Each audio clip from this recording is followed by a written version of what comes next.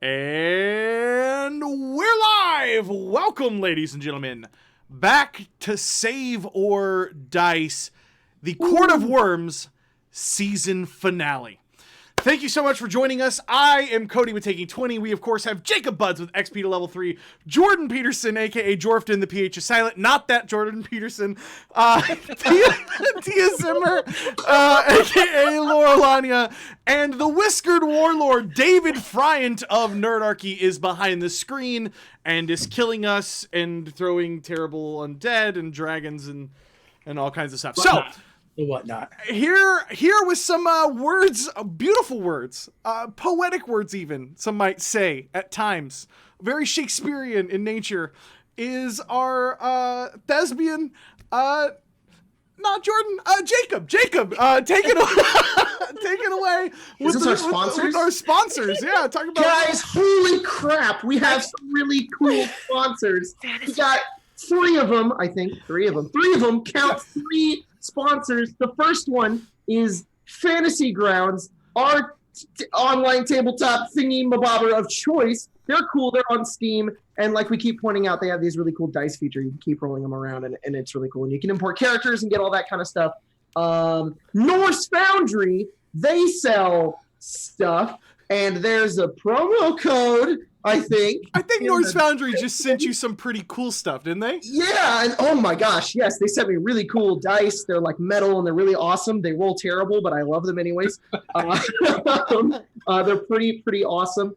And Dungeon Painter Studio. If you want to paint your dungeon in a studio, check out Dungeon Painter Studio. Paint all those dungeons that you need in that studio. Back to you, Cody. That is beautifully done. So, guys, huge shout out to our sponsors.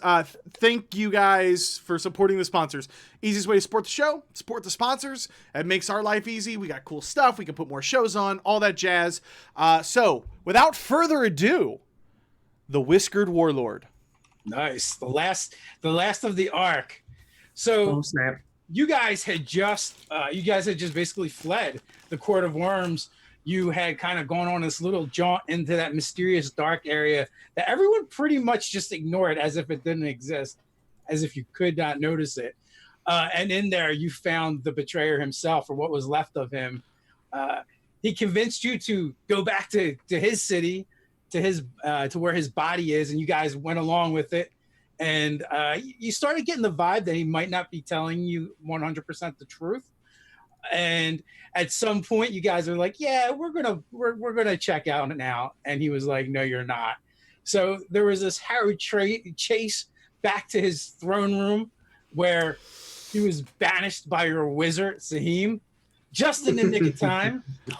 And just most as he, epic moment on the show. As he escaped his banishment, you completed the teleport circle, coming back to the Court of Wyrms, where you discovered everyone had been murdered and slain.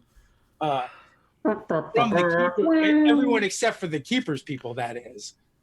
With that, you decided you've had enough of this place. You've had enough of these reptiles, and you've split. You stole some of their riding dranthers, and headed out. You guys found a place to camp for the night. Did such, ditched the dranthers, but as you were breaking camp and getting ready to head for the ocean to try and find a ship and sail away.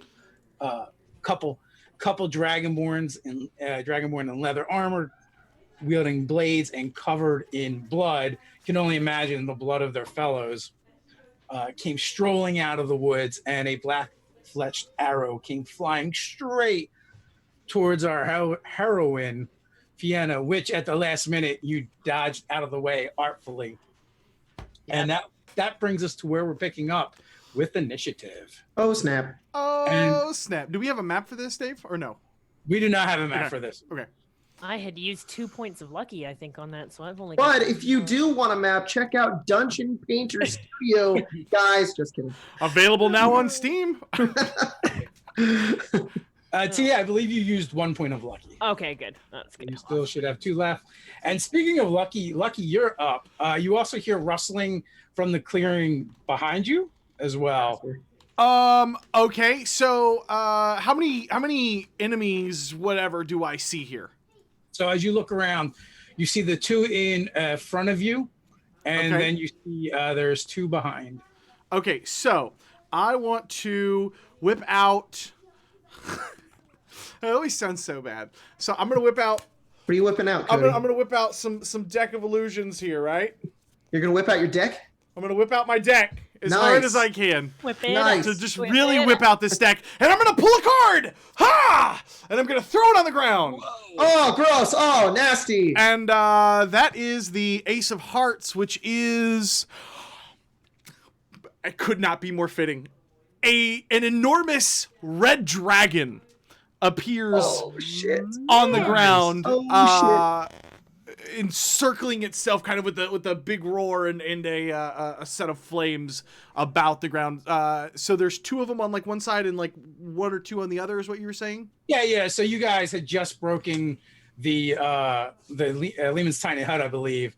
So as you guys came out of it, 2 were kind of in front of you, and 2 are coming from behind. Okay, so the two from behind that was having the issues, we'll put the red dragon over that way, and then as I kind of see it, I'm like, oh, okay. And I'm gonna, like, as it's kind of like breathing fire and taking up all the space, I'm gonna kind of use it as a little bit of cover to fly up with my boots of flying up into the tree line, just to kind of like maybe hide in the trees. Can I take a hide action since I use this to maybe Yeah, distract? you're a rogue, aren't you? Yeah.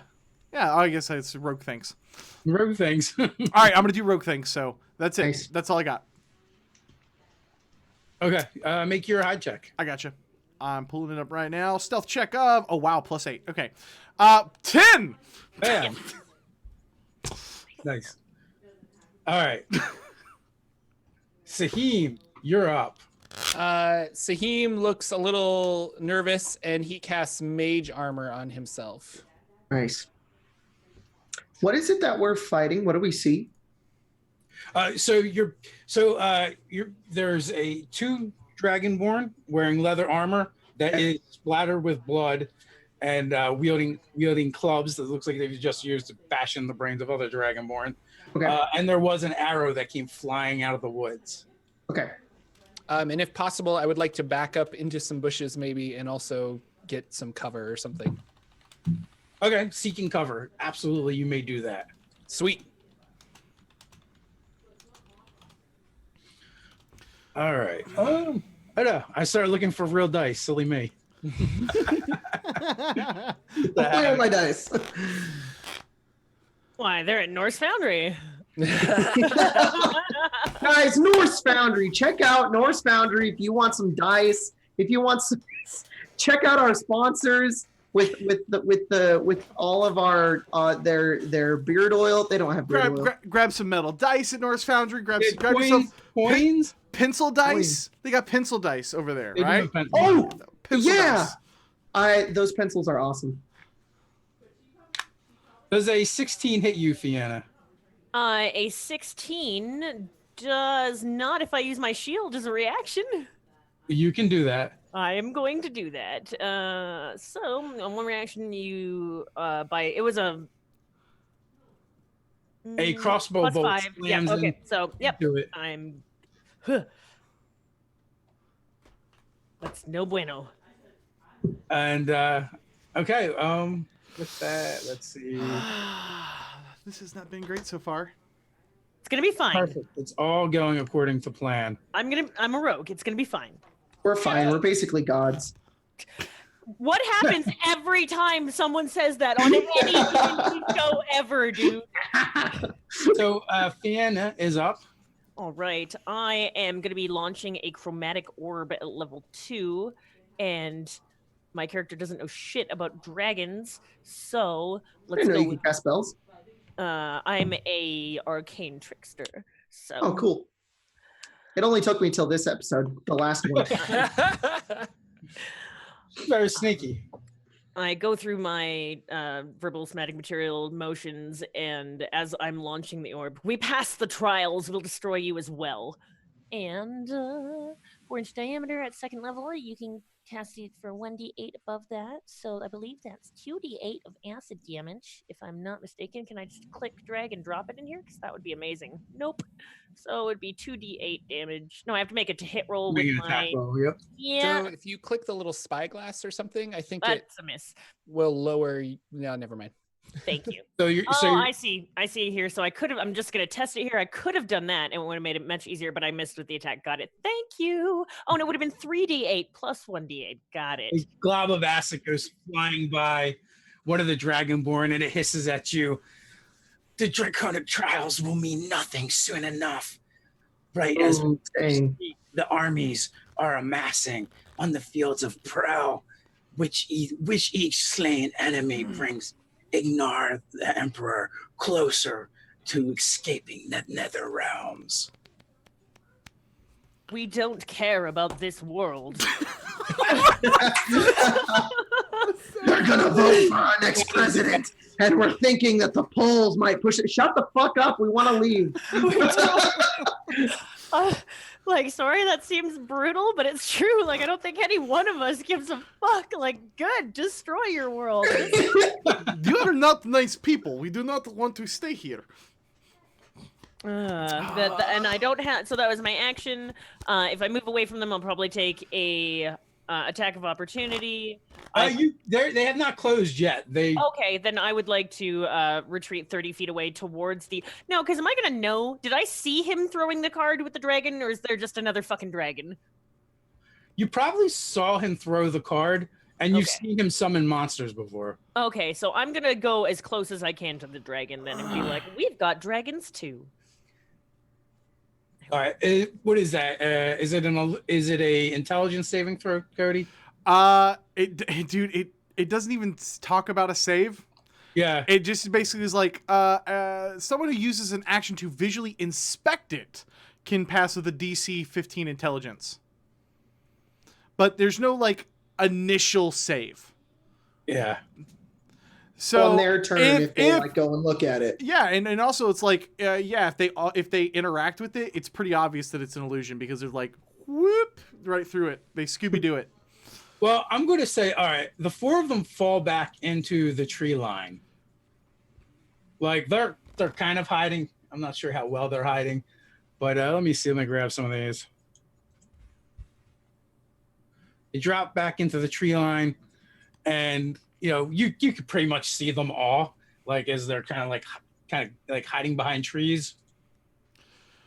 And they call out, "Cousin, shake it off. I don't know what influence they have on you.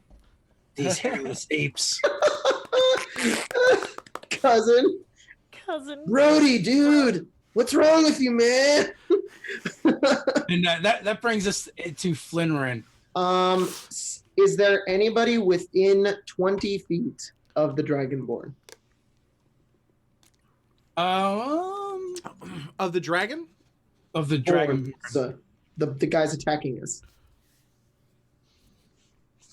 I feel like probably you and Jordan. Okay.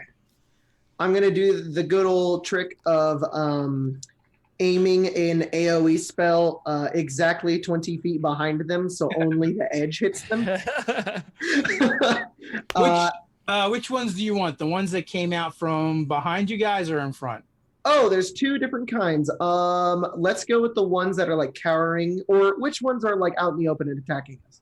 Are those guys? They all kind of just fell back beyond the tree line because there's a dragon. Okay, and I can only hit two of them. Yeah, so you could get two of them probably. Let's go with the more frontward ones. Okay. And I I pull out a horn that I only have for this spell, and I take out a rotten egg and I toss it at the dragon, and I say, "Bringeth thy stank, dragon!" And I play the brown note, and I go, and I cast Stinking Cloud. Nice. They need to make a Constitution saving throw. They have to beat a 16. Otherwise, they spend their turn barfing, and they are also poisoned. Why are we like this? Bringest out thou stink, the stinkiest of thou stink. Oh my loss. I love you, Jacob. Please don't ever change. Please never change. Never ever. Oh man. All right, so we got one saving throw, 15. Not going to do it. You suck. Suck it. Haha, poo-poo smell has kept you at bay. Both of them are retching in the. Okay, and then I give Lucky an inspiration. That's it. Nice. That inspired you, Lucky. I'm feeling Beyond inspired. any Sir. words. I'm feeling inspired, sir. And it is Lucky's turn. Yeah, so Lucky is going to have the dragon roar. And can I just want the dragon to roar, and I just want to hold my action until they move. And the second they move, I want to spring on them and just decimate the two guys that I kind of flew up next to. I imagine these are the guys from behind us. So he said there were two behind us. That's where I saw the dragon. I flew up into the trees kind of near that. And I'm ready to just basically dive bomb them as soon as they come out from the trees or don't drop their weapons. Okay. And that's what my trigger is. As soon as they come out from the trees into the open, I'm just going to dive bomb the shit out of them. Perfect. And then do rogue things. And then do rogue. I'm working on that myself over here. All right, Saheem, what are you doing? Can I hit two of them, the back two behind us, with a lightning bolt? Or would I only be able to hit one? If you move, you could get them, yeah. And they're Oh, kind yeah. of like retching right now. Okay, yeah, we'll go for the retching ones. So I kind of move into a certain situation, vantage point, and then I cast Lightning Bolt, which is a Nice. DC 17 save. Damn, man. They're getting crushed by these saves, so yeah, they're gonna eat the full damage. Nom nom nom nom nom. 43. Yes, dude. Oh man, you describe it. What just happened to these guys? So I pull like lightning from the ground and lightning from the sky, and it like comes down into my hands, and then I shoot it out, and they just like you can see their skeletons. Like it's that comical effect when the lightning. Oh, that's hits, awesome. you see their skeletons for a little bit, and then Yes. they just fall over, and they're sizzling, and it smells quadruple worse because now we have Oh, burnt the dragon stink horn cloud and the burnt and the stink dragon. cloud, and Aw. it's just awful. Kamehameha. It's Oh, totally disgusting. The odors that are coming from that part of the woods now. I thought you were gonna yell out fried chicken. I'm a little disappointed. Thought it was a bit much. I was holding back. I haven't had KFC in years, and I walked by one, and I was tempted just because of this group. I was Fried chicken. Fried chicken. One of the thugs calls out. One of the dragonborn in the woods. It doesn't matter. Soon he will be free. He's coming. Right now, there's the souls that have already been fed to him is just getting his appetite whetted. Then we will march from this place finally into the greater world and take our place. March where? And as if in response to your question, a crossbow bolt Oh. comes your way, Jordan. Okay. Did he by chance step out of the tree to fire off a crossbow? No. You can fire a crossbow from a distance. Not this one. Like, ah! Thank you for the 26 months in a row. Love you. Yeah. And, it shoots high into the air as, I've still got residual. Maybe he's going after the electrical- dragon now. I don't know. I've got residual electrical energy, and the bolt like hits it and flies Yeah. up there. Rawr. So with that, you think you hear cursing coming from someplace deeper in the woods after that shot. Fiona, you're up. All right, I'm going to make a so they did retreat or they did not retreat? They retreated to the tree line as once the dragon appeared. Do we want to chase them down? Yes. I don't know. Whatever everybody else wants to do. Maybe I'm not understanding. I thought they had just They're retreated. not fleeing. They just withdrew to the. Okay, I'm gonna No, take out my short bow then because I want to save my spells, and I'm gonna fire out at one of them if I can see them. There's probably gonna get partial cover, which sucks, and I don't have any inspiration, which also sucks. So here we go. That is a 17. That'll do it.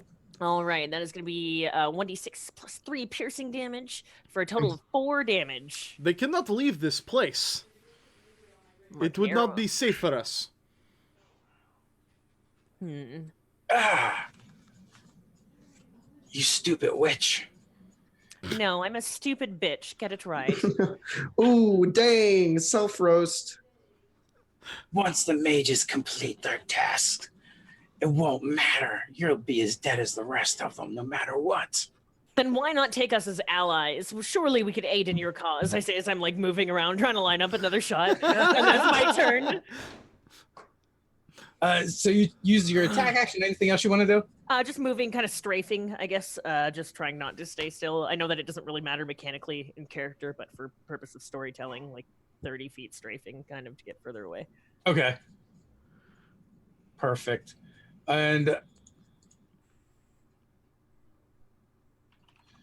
so the dragon hasn't really done anything but roared in the open so far. I mean, does it need to do anything else? It's a dragon. It just needs to stay there. It's a dragon. It's like the hologram. That's all from he's done. Jurassic World. T poses. One thing over and over. No, he is a dragon for Greetings. sure. They're pulling off and kind of giving it birth. Let's see. If they move away from the tree, I'm gonna dive in at them.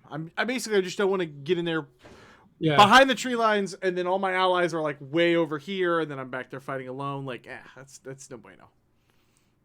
So one of the thugs calls out to the other one. It's fake. It's not real. Fuck. The jig is up. Uh-oh. Uh-oh. And you hear the other one. Well, I'm not going out there. You go out there then. The jig is less up. They would give you opportunity first to reconsider that. Please step forward and have a test at it.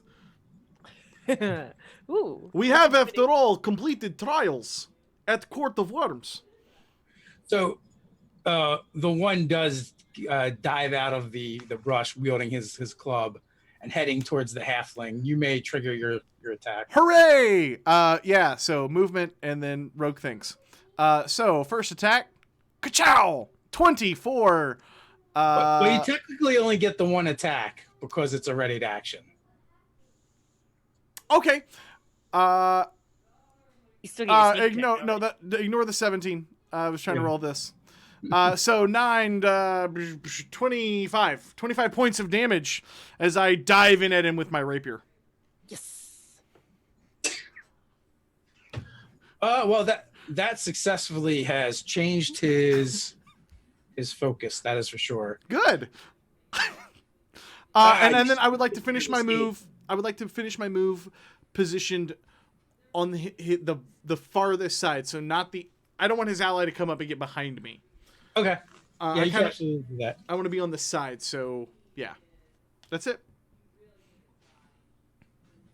So yeah, he's definitely addled. You know, he goes wide, and you easily parry the first shot at you. What's the matter? You seem surprised. And then another. Stupid sun got in my eyes. If by son you mean your blood, then yes, I agree. It is all over face at this point. I call back, Fiona, do you see this? His eyes are covered in blood. He's blaming sun. Perhaps they did not pass the trials, I say, laughing and still strafing. Oh shit, oh shit, oh shit, oh shit. Act confident. That's like the Bible of rogues. This is fine.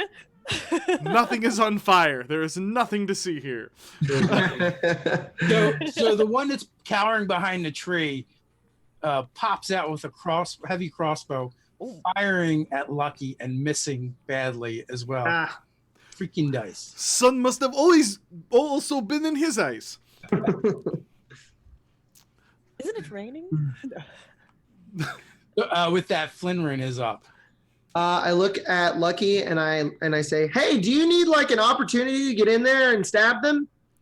I am trying to stab them now. What is problem? Have you ever read this really old book called The Predator? It's got some half-orc in it named Arnold Schwarzenegger, and I'm gonna cast invisibility on you. Go get him.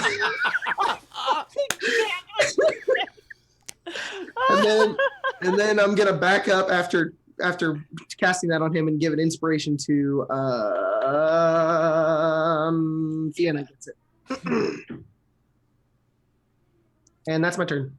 All right, Lucky, you're up. Lucky's vision changes. I'm up. It's all the way at the top of the round. It is. Oh, okay. Yeah. Then, so, okay. I mean, I already can do rogue things. Dave, what I would like to do with Lucky is to take this guy with his whatever he attacked me with, and since I'm invisible, and I want to. So heads up, just to say this, because I cast invisibility, the fart is no longer there. Because it's concentration spells that you're changing? So that's gone. I want to take my my dagger and I want to jam it right into his wrist that is holding whatever weapon he is holding. Okay. Give me an athletics check. Do I get advantage because I have because Yeah, I'll give you I'm advantage. invisible or whatever? Invisible. I'm an unseen attacker. Yes. You want athletics or acrobatics? Athletics.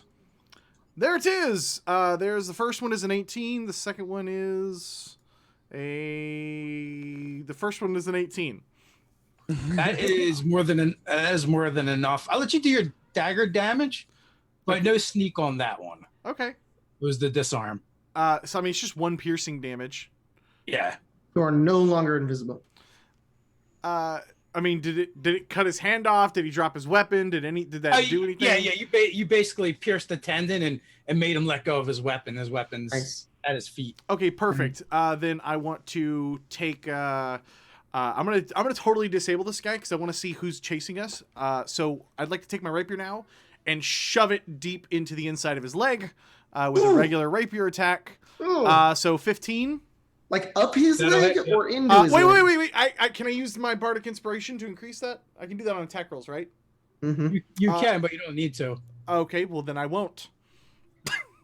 I'll throw the damage, and then I'll throw the sneak to finish disabling the guy. So 23 damage to completely finish disabling him. He's completely disabled. He actually passes out from the pain. Beautiful. Wow.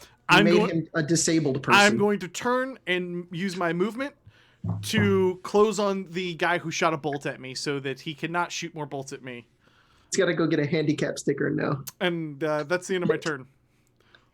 Things did not end so well for him. I would quit now. That's the end of my turn, bud. Okay. Sahim, you're up. Sahim's been watching this dragon that's this illusionary dragon that's been making a bunch of roars and stuff like that. And he's kind of got the mouth flaps down and he's like, yeah, I think, okay, I understand the repetition of it.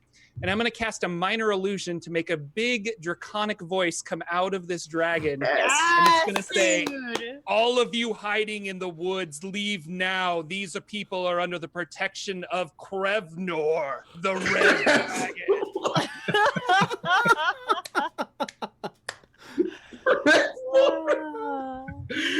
the guy by the tree. Hey, boss, what is this Krevnor guy? He's a very scary, powerful dragon. You make an intimidate check with advantage. Intimidate with advantage. I should be able to use Arcana because we'll just do this with advantage. Come on, buddy. Come on, buddy.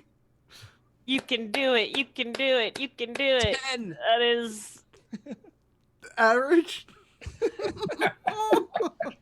It is definitely average. not below average. Krevnor. The problem is that you did this. You did the echo manually. Krevnor. No. Krevnor. Yeah, Krevnor. yeah. Exactly it. And And then I left the mic on. I'm like, do you think they bought it? Shit. Oh. Pay no attention to the man behind the curtain. Man behind the dragon. Yeah. This reminds me of Tasselhoff with a bonus action or a move action. I will move further into the bushes and seeking cover. Yeah, kind of as you think about it, you're thinking, you know what?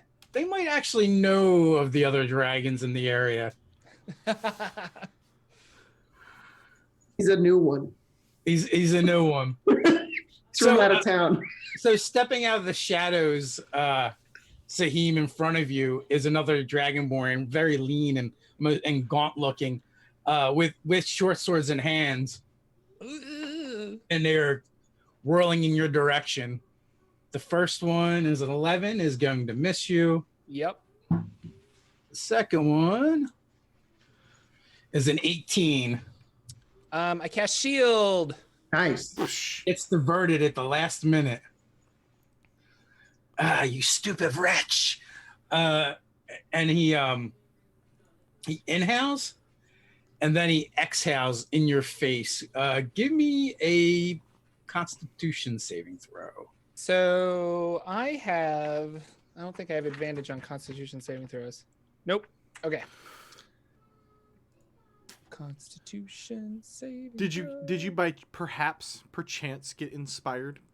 I did not. Okay. Fiona did. That's a 16. Okay, so you're gonna take half damage as he tries to hawk this loogie over your shield, but doesn't quite get there. Like hits the top part of it, and then it just like drips and falls in your face. And you're gonna take half of 13 points of poison damage. Okay. That sucks. It could be worse. So, Are any of them down yet, or have we just meh? I thought there's only one of the original four that's standing, and then this is a sound that just appeared out of the woods. So you gotta assume he's been the one shooting at you. Oh, only one is still alive? Yeah, I killed 2 with lightning bolt, and then Oh, that's right, because you're fucking awesome. I forgot. Yeah, he Whatever. literally our trump card. So Lucky is close to one of them, correct? Because he used sword attacks on them, right? Awesome. So I'd like to use my bardic inspiration, adding a D10 to whatever this roll is going to be with my short bow. So there's that. do not shoot me, Fiona. I'm not going to. With a 18, hopefully does not hit you. 18 will do it. It will. All right, so here's the damage from that, and then here's the damage from my sneak attack, giving a total of 18 points of damage. I want to like Katniss Everdeen this, like pull it up to my lip, and then like let it go, and then do a bow. Right before you do it, I'm like, wow, you look so cool, and you're like, it's a lot better than it should be. Yeah, he's like hiding behind the tree, and you let go with your arrow. It actually blasts through part of the tree, and then his shoulder. Tia, I think you got 5d6 instead of 4d6. Oh, great. Well, here's one more. Thank you. But it's a 6. That's the one, right?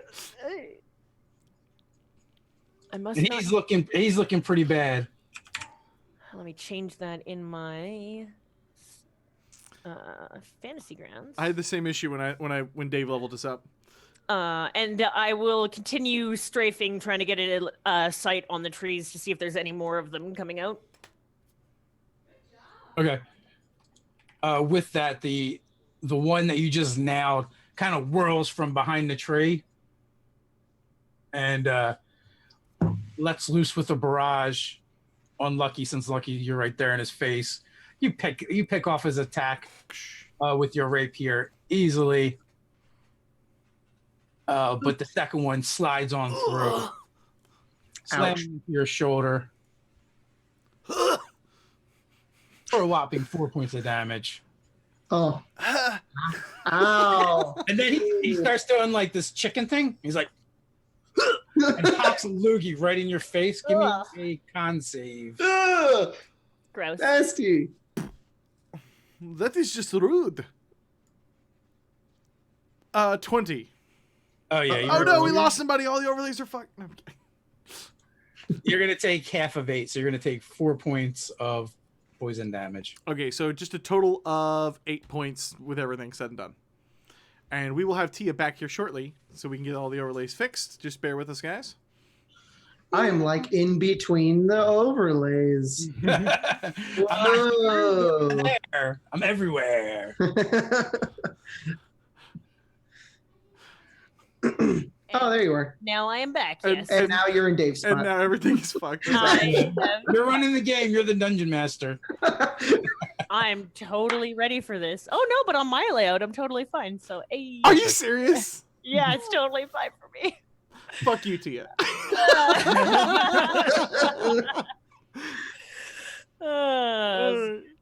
Linrin, you're up. Oh, geez. How many are left? One?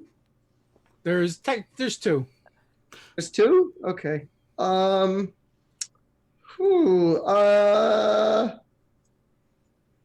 I can do a lot of things. Is he humanoid? He's not a monster, is he? Yeah, they're humanoid. They're dragonborn. Okay. Great. We'll be real simple. He needs to make a dex saving throw as I am taking my viola and just going bing, bing, bing, bing, bing, bing, and he begins to glow. Which one? Dexterity saving throw. No. Which one are you going after? The one you're looking at, the one near. The one that looks more damaged. Okay. Perfect. Well, that's a 4. Cool. He has fairy fire on him, so that everybody has advantage on attacking him. Cool. And I'm gonna save the inspirations. Okay. Fairy fire is such an witchcraft you've put upon me. It's glitter. It's fucking everywhere. Try to explain that to your wife. Okay. Oh man. Nothing like the stripper dust. Just send him home after battle. Just like pixie dust. How was your day, honey? Well, Ted's dead. Well, what's all the glitter all over you? I swear to God, it was this weird singing fruity gnome. What do you smell halfling like thing. actual shit? You smell like shit. You've got glitter on you. Your shame is everywhere. Hashtag your only one shame bar. is everywhere. On that note, Lucky is up. Rogue Flaming things. Dragonborn in front of you. I've already got the other guy disabled to ask him questions. I am going to run this guy through. So does he have advantage on him or no? Is this the guy that I'm fighting? Advantage on the attack. I do? Yeah. This is the one with fairy fire? Perfect. Okay, rapier, main hand. Chow, 17? Yep. Okay, that gets through for 8 damage plus another 18, so a total of 26. You just take his head clean off. Nice. Yeah, I'm just going to run him through. And just kind of kick him off. I'm going to quickly spin around. Do I see the other Dragonborn? You do. He's over by Sahim. Perfect. Can I use my movement and get close enough to within 20 feet of him to throw a dagger? Yeah, absolutely. Yeah, okay. Well, that's all I'll do. It's not fancy damage. It's an 8. An 8 flies wide. Yeah. That's it. That's the end of my turn. He just picks it off with one of his short swords. Sahim, you're up, and you have an angry dragonborn in front of you. Sahim looks at him and winks, and then casts Misty Step and teleports 30 feet away as a bonus action. Nightcrawler style. Poof. Nice. And then I move another 20 feet away, kind of getting close to Flinrin to just get some protection. And I cast a firebolt at him Nice. for not enough. Maybe 14? A 14 is not going to get there. Okay. He actually brings up and does a cross with his short swords, blocking it. Blocks it. And I turn to him, I say, that was badass, even though I hate you.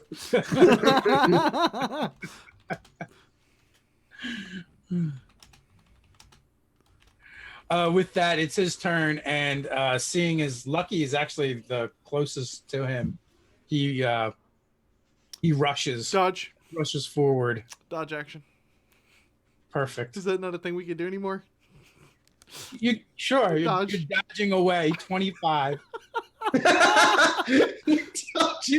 Dodge. Give me a 25. Constitution saving throw. A con save? Con save. Oh, Con save. Come on, buddy. I've got Constitution. 17. All right, you're gonna take half damage on this. You took 8 from being stabbed, but you took half on. You're gonna take half on the poison that's. Oh on my gosh, that's a lot. Thou. Did you throw the full 25 at me? I did. Okay. Well, I threw the dice at you. Yeah, okay. I need to go back and kind of half it then. I just want to make sure like the current wounds line up with me going back and halving it. Okay. And did you throw the 5 at me or no? Or the short sword? Yeah, I put it on you. I got it. I can handle the rest. Score. All right, so with that, he comes in, and then he slashes again. Shit, I'm sorry about throwing dagger. But he misses. Trying to like quickly fend off his like quick burst. I was like, he's over there by Sahim. He's not by Sahim. I'm being attacked. That turned very quickly. With that, we've got next in order Vienna. I am going to keep doing what's been working for me, and I am going to take my arrow, breathe in, breathe out slowly, realize that we are slowly winning this, even though my friends are getting attacked, and just think of Nathaniel and know that once I defeat this person, we get to go home. And I will fire with a 21 in total. Yep, that's going to hit, absolutely. Damage is a grand total of 5 damage. To throw your sneak on that, too. That's right. Thank you very much for reminding me. And I'll be adding another d6 to this as well because rogue things. Where'd my d6 go? It's my, okay, there it is. Ha, got it. Okay, so for a grand total of 20 damage. He's got an arrow sticking out of his shoulder now. And also, Lucky, now you've been close to 3 of these guys, and you kind of like look them in their eyes as you're fighting them. There's kind of this like fanatical gleam there. They are beyond saving, like pirates. Must put down like dog. Linrin, you're up. Do you eat dog here as well? Okay. Did you guys kill the one that I made glow? Yes. Hey, great. Good job, guys. You're awesome. There's only one left? There is. You suck. You think you can kill all of us. You're a big, dumb idiot. I know. I do. Well, I've got my, like, anything? I'm reaching for another one. Mark off. Okay, he's just angry. I'm going to take out I have a dagger, and out of spite, throw it at him. Okay. I have a really great bonus to this. It is a number. Hang on. I got it. 1 second. +6. Whoa. Because bards are awesome. Oh my god. I did not expect that. Woo! Oh, wow. Yeah. I think that's a +2 to damage. Yeah. And a mighty whopping 4 damage. Got him, bud. You got him. Bow. Ha! Suck it. And then I wait for him to die. Sounds like a good plan. Yeah. Lucky, you're up. Yeah, rogue things. I'm gonna respond. So like, whip out dagger, rapier, dagger, rogue things. And if at all possible, I will try to like kind of float and move on to the other side of this guy, so that my allies have clear shots. Rapier in 24 for 11 plus 16, 24 for 27 damage. Is he dead? He's not dead. Hang it. Dagger! 16 for... I hurt him a little bit, though, guys. 16 will hit. 16 for another whopping 3 points of damage. So 30 damage. Ha! Rogue things. Okay. And I do like a cool flying flippy float with my flying shoes of forever. Why would you not? Wow, that was a really cool flying flippy float with your shoes of forever. Does not matter. Even if you finish us off, the mages will complete their task and Ignar will be pulled back from the nether realms. I hate to tell you this, but it is not a matter of if when we finish you off. It is when we will be finishing you off. So they would say last prayers now. I would hate to see your children's stories, considering how often you fail. 1 fish, 2 fish, red fish, dead fish? Oof. Oh, sick burn. Sahim, you're up. Sahim, seeing that he's pretty beat up, is going to cast Toll the Dead. So I put out my hand. Yes, and I love reverberating that noise, spell. boom, kind of sounds out. He needs to make a Wisdom saving throw. Nice. Wisdom, that's a thing. He does not make that wisdom saving throw. All right, he takes 2d12 damage for a total of 18 damage. Oh, dang.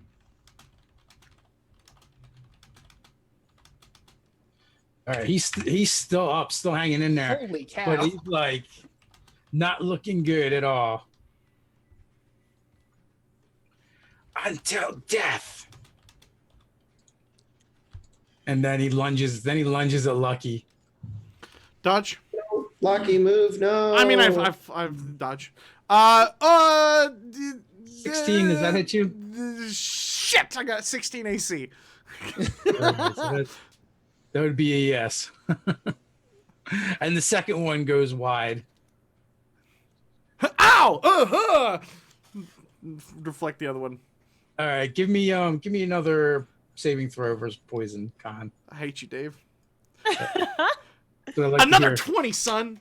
Tiefling Another blood. 20. All right, this time I won't drop it on you. It's okay. You keep telling him you hate him. He'll target you So- first. So you I love you, take 10 David. points of poison after it's halved. I got that tiger blood. I'm winning. Okay, not feeling so great with the blood sucking and the poison.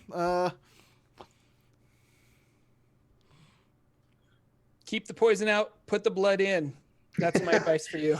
I need you. Someday. Listen, Suck out Jordan, the poison. Jordan, I need you to suck out the poison, buddy. Help me out. I just don't see that happening. And Spit me looks right like on my we dick. have this guy on the ropes. Whose turn? Oh, Fiona. Yeah. Keep going at it. I'm running out of arrows, though. This is getting scary. So I calmly, once again, thank you for all the follows, guys. You're amazing.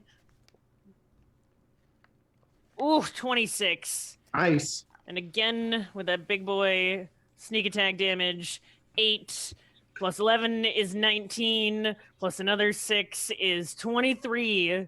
23 is going to get there. How do you end this guy? Oh, nice.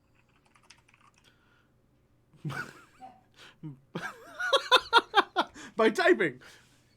Sorry. People are stubbing and doing things on Twitch. There's another world called Twitch. There's the thing going on. You repeat like- the question, please. It's like the astral plane. Oh yeah, that is my turn. I'm far enough away. I don't need to keep strafing at this point. At this point, I'll probably walk off the edge of the world if I keep working. So that'll be my. Yeah, that last Just- guy just took him right in the eye and he just slumps over. She has no idea she killed him. No, I killed him good. Yes. Great. Sorry, I had like 8 alerts go off at once, and I couldn't hear a thing you were saying. I'm only so- laughing because we stream. It's like I get it. It's like Yeah. multitasking. Go. Great job, guys. Now let's get the hell out of here. Do we want to care about what they were talking about with some, some dude, something, Some ritual that Yeah. they're sacrificing souls. Still a to rogue. Ignar. Want to search the bodies? Perhaps we should be asking of some questions. If soul sucking looks like turning into statue on the way to Bolt, it is not something Lucky would like to be a part of. Do you guys think Govnar is attacking the other 2 sets of dragons to sacrifice to Ignar? At that point, would it not be prevalent to go and aid them so that they would aid us so that we can leave? Yeah, hot take. What if we help them and they let us leave? So They've never done anything else for us. So it doesn't make a lot of sense. I had one question though. For the gnome, did you not have a spell to make dragon go away to another place? For a minute, yes. What would happen if you used that magic on us? Only last a minute?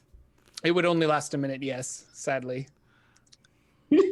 She could My be back magic is home limited. with our loved ones for a minute. So I'm sad. sorry. Then perhaps we should help or learn if all of soul sucking will happen across all of land. So original plan was to try and get out of here via finding a boat, which I still think is a very viable plan. I am just talking in a more theoretical way of, do you guys think that Govnar is behind this? Because his troops were the only ones that we did not find dead at the dragon meeting camp place. Well, yeah. But why would he want to resurrect Ignar is what I am I do not- concerning myself with. It is Hey, not which one's Govnar? the undead one. Oh, the keeper? The keeper. The It's keeper. because he looks evil. Looks Unfortunately, can be deceiving, my friend. Unfortunately, we could have erred by leaving the castle to begin with. They could have already perpetuated the rumor that we are the ones that started all this. Yeah, that's what I was thinking, is that they were going to blame us. Perhaps I if we mean- bring back one of these dead bodies and say that they had attacked us. Oh, yes, that will go great. Hey, we promise we did not kill anyone. Here is someone else that we have clearly killed. Oh, how did he get those stab wounds? Oh yeah, still searching. I'm talking and searching bodies at the same time. Sorry. You come away with a dozen silver pieces, 6 gold, and 12 copper. I am sure, Flinner, that that Governor has just simply figured out whatever Ignor has done with his people and is making his play here. That tells me nothing but that the entirety of this place, this veiled place, is a like pirate ship of just backstabbing and unnecessary politics. I want to very much help would like to them, leave. and I don't want to leave this place like this. However, I don't think it's going to benefit us in any way. If it means we're trapped here and they won't help us, but we're going to aid them in, I don't know what, they're killing everybody. There's nothing we can do about that other than stop Govnar. Who's going to do anything else? All of the other ones are dead. Are these Govnar's troops that attacked us? His Dragonborn? They actually look very distinct from the other ones. They look a lot more gaunt, and they don't look as well fed. Okay. Tia, you also find a vial of a viscous liquid on the one with the 2 short swords. Now, I believe in 5th edition, you can take a small sip of a potion and make, I believe, an intelligence check to decipher what it is. If that is true, I would like to do so. I only know this because I spent like 5 hours trying to research how you identify magic liquids. But I might be wrong. So if I can take a small sip without potentially dying, that would be great. If I can look at it and know what, you know what? I have a fucking wizard. What am I doing? So I shake the liquid and I look over to my companion Sahim. Make an intelligence check. I will make that intelligence check. Boom. That is an 8. It's confusing why he didn't use the potion during the battle. Sahim, Yes. you are a wizard of great intelligence and repute, and you have saved our lives on more than one occasion. Oh, What do you go make- on. What do you make of this? And I say, handing you this. And I take it. It's a black fluid, viscous, very Yeah. thick. Can I do an intelligence check on it? What are you guys doing? What is that? Yeah, Is that a drink? you can. I'm not quite sure what that is, but, well, Are you going to drink it? Are you going to try it? I wanted to try it, but then I thought I'm better of sniffing it it. the last second. If you try it, I can cast Lesser Restoration on you. Wait, I think when perhaps we you should save sniff, our it has a bit of a foul odor to it. Okay. With Oh, I know what that is. It is with a 19. And you're kind of standing there looking at Lucky's wounds, and you see like in a couple of his wounds you see like these black marks in like where the veins are dark and where the wound looks just kind of a little bit ugly. I'm starting to think this is poison. It's probably the same poison that was on their blades that was attacking Lucky. Oh, that makes sense. Though you should not use that near me.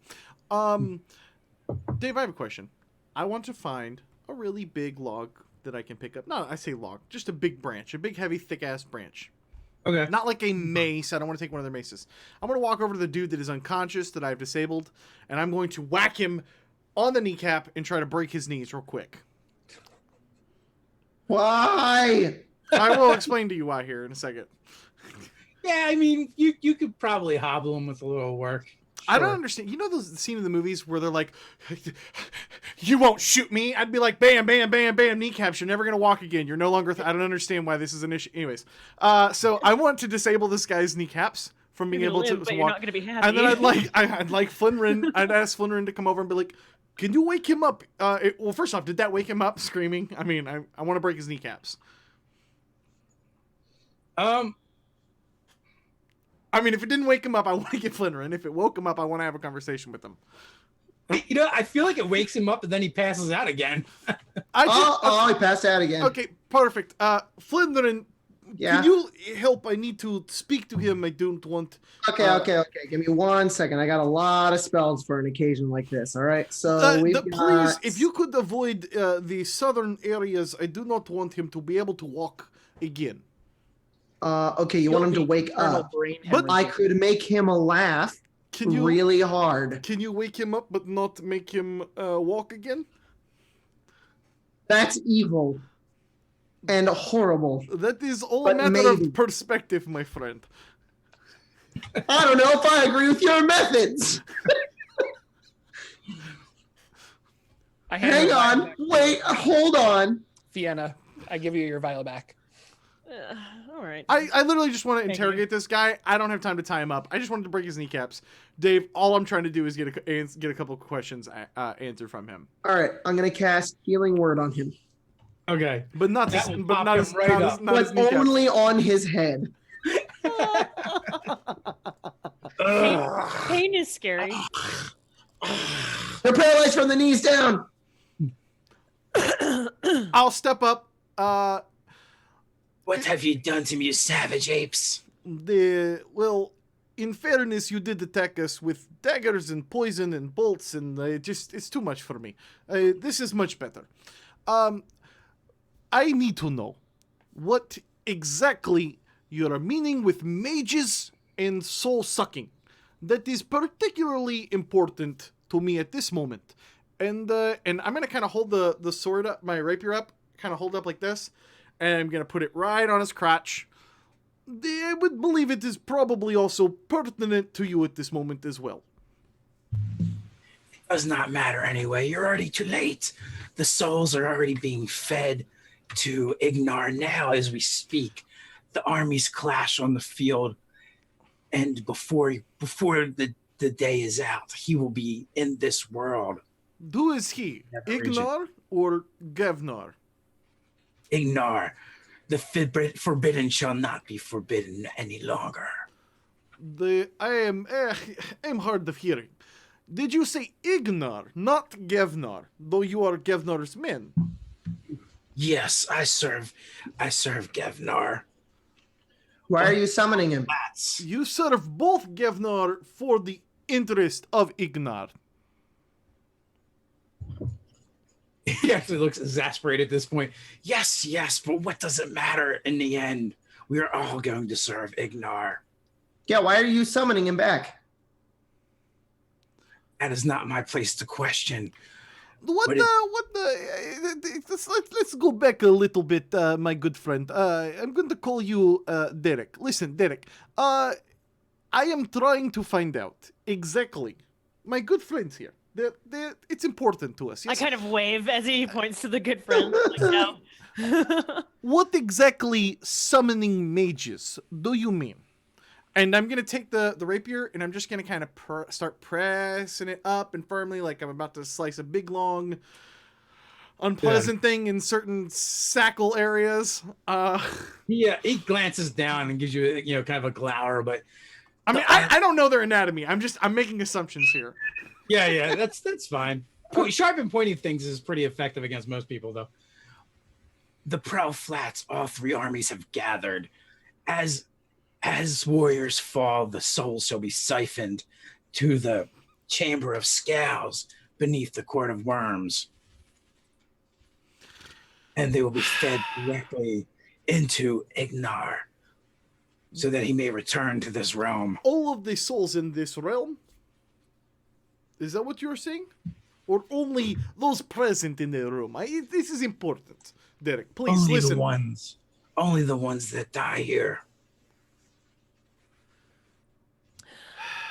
At this point, you've just gone and pissed me off. All I wanted to do was sail away on a ship back home, and you know what I'm going to do?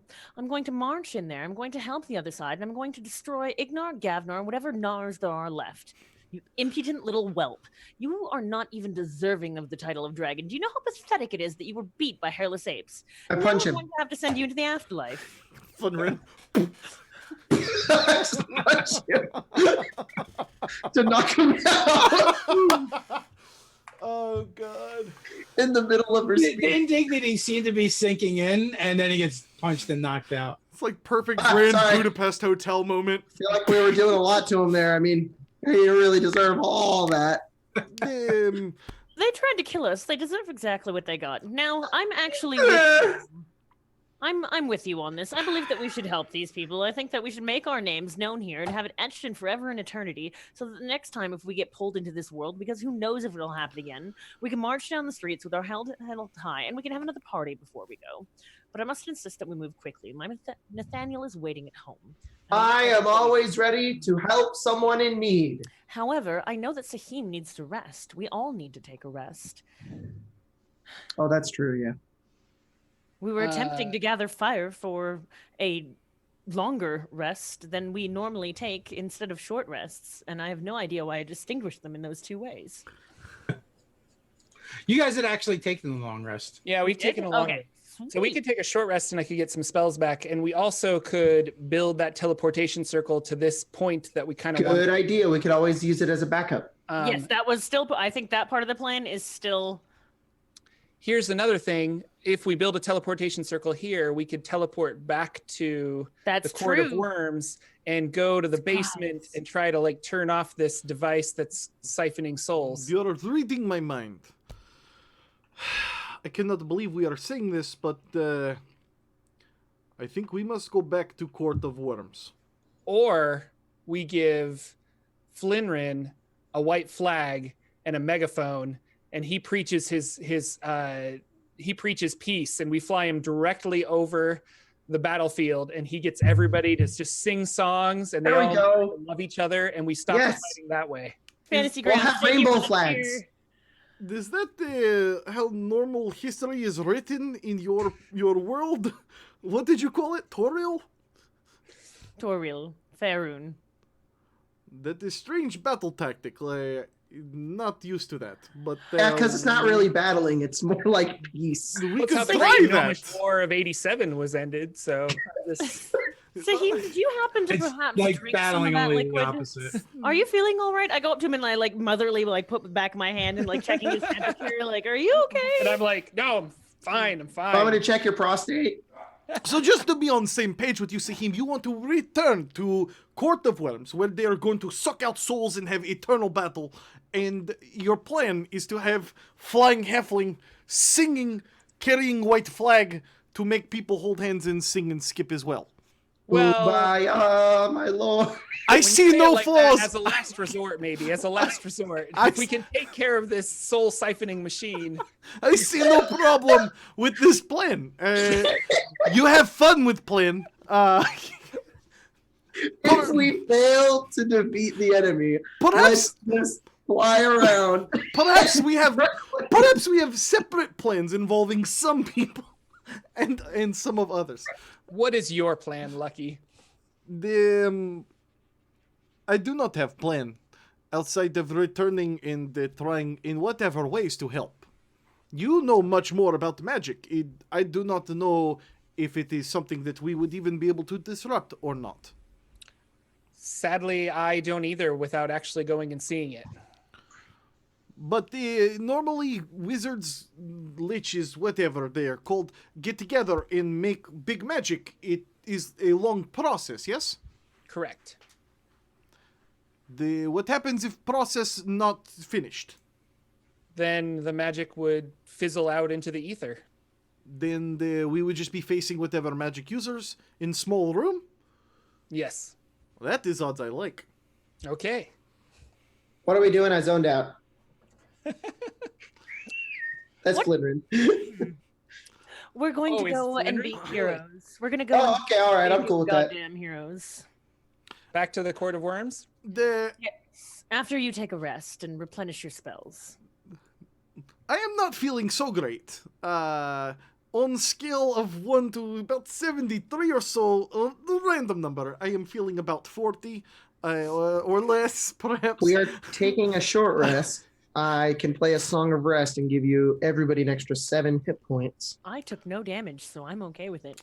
And then, Lucky, you are whining like a little baby. So, I don't need a lot. Do you need health? I have all my hit die because I don't think I took damage almost the whole campaign. Yeah, roll your hit dice. Roll your hit dice first. And then I get a d6 on top of that. So that's down to 3, and then I'll roll the last one. Yeah, I'm full. There we go. Can you explain to me how you get spells back on a short rest? Because what I'm seeing is just hit dice back on short rest, and I also would like to gain spells again. It's a wizard thing. Yep, I don't get spells either because bards suck. But I mean, I think wizards and sorcerers are the only ones that get spell It's slots called back. Arcane Recovery. Wizards, druids, and warlocks. Warlocks. Druids. Got them warlocks.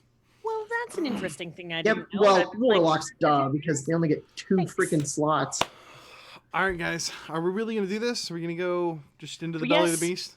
We went from running and going, and they know where we are, and so they're obviously going to keep chasing after us. So I think the only way is to cut the head of the dragon off, so to speak. My hope is that Dave did a whole prep of like us battling onto the boat and getting the boat and fleeing, and now we're just like, no, we're gonna go back to the court and fight the wizards. Sorry, Dave. I had 2 plans.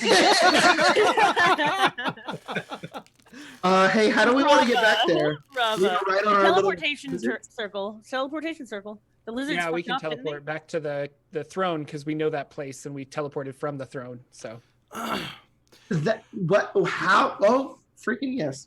I'm ready when you guys are. Before we go, Dave, I would cast Armor of Agathis. It lasts an hour. Okay.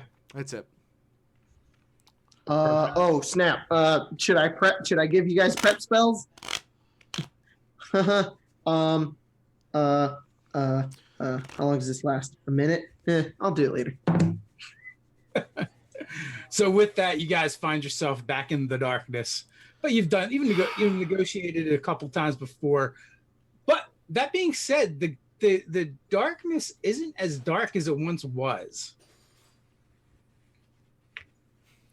Not as dark as it was in here. That does seem lighter. Yes, almost can see hand. Exactly. But you negotiate your way out. Of course, there's dead bodies everywhere still.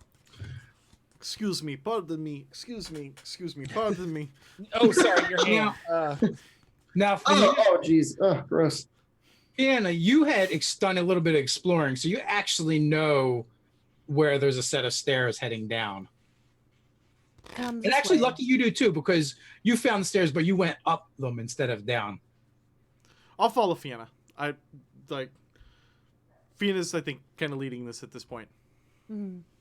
Come along this way. So you guys, basically, trek deep into the Court of Worms. Beneath it, you feel like you're heading back towards where you basically just came from, but on inside the mesa instead of on the outside. You start to hear chanting of voices, and May I roll a stealth? My lord. yeah, absolutely, you may roll stealth. I Thank you, was going to ask you as well, Dave. So here's what I think would be cool to kind of stealth with her. Can I use my wings to kind of just quietly float so there's literally not even footsteps? I will give you advantage on the check Cool. as you use your winged boots to assist. Advantage and stealth. Ha-ha! Are y'all stealthing in there? I'm stealthing. I'm a rogue. That's what we do. Are you guys all? Well, yeah, I know. If You I guys mean, doing a little that's going to be our spotting? strategical plan here. I could invisible you I guys. would love some invisibility. I cast invisibility on myself. There you go. I'm not going to cast it on myself because that's too high of a spell slot, but I can give it to Lucky and Fiona. Wait, what? That makes no sense. You can put it on yourself and then. It's a touch spell. I Oh. can give it to somebody else, You and then can- if I cast it at a higher level, I can give it to I mean somebody this else. with the pun fully intended. Buddy in 5e, you can touch yourself all you want, my man. Just Yeah, I know. touch.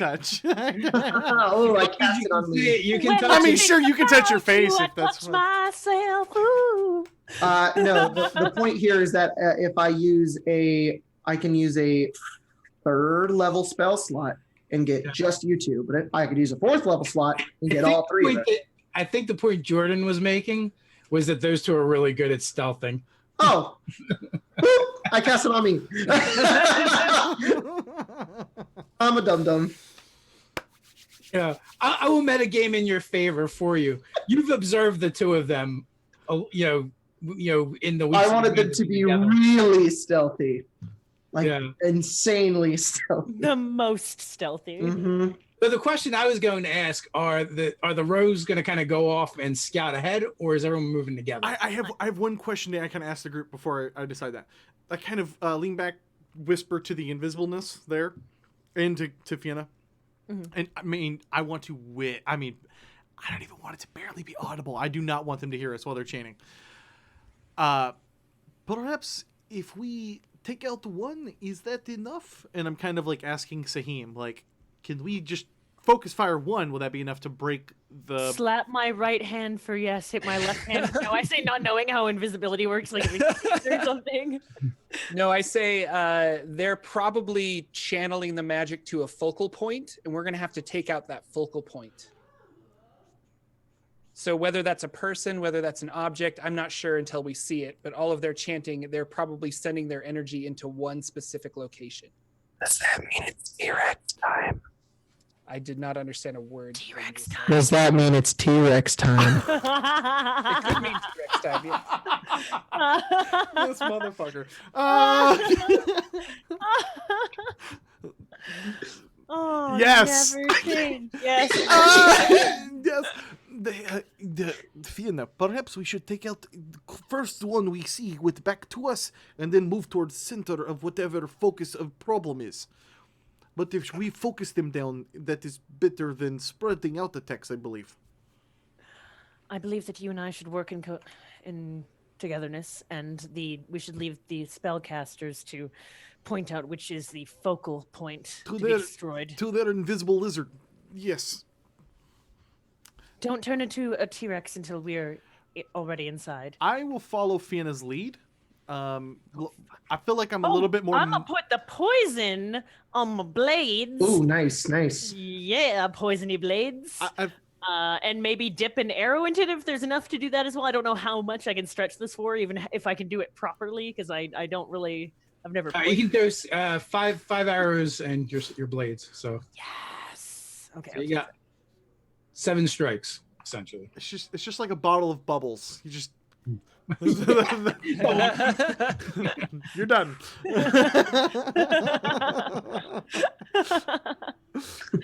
So you guys begin stealthing forward.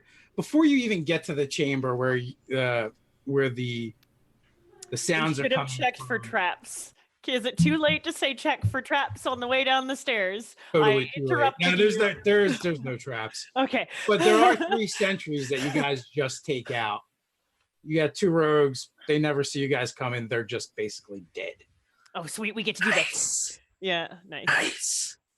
But as you get closer to the chanting, the walls and the floor, they take on a little bit of a different appearance. They start to be they look like they're crystallized, almost like ice has kind of like creeped over top of the stone, but it's clearly not ice. It is some kind of crystal formation. And up ahead where the chanting is coming from, you can see a very well lit circular chamber. It's probably about 20 foot in diameter, ceiling's 10 foot high. The walls look fairly smooth and crystalline.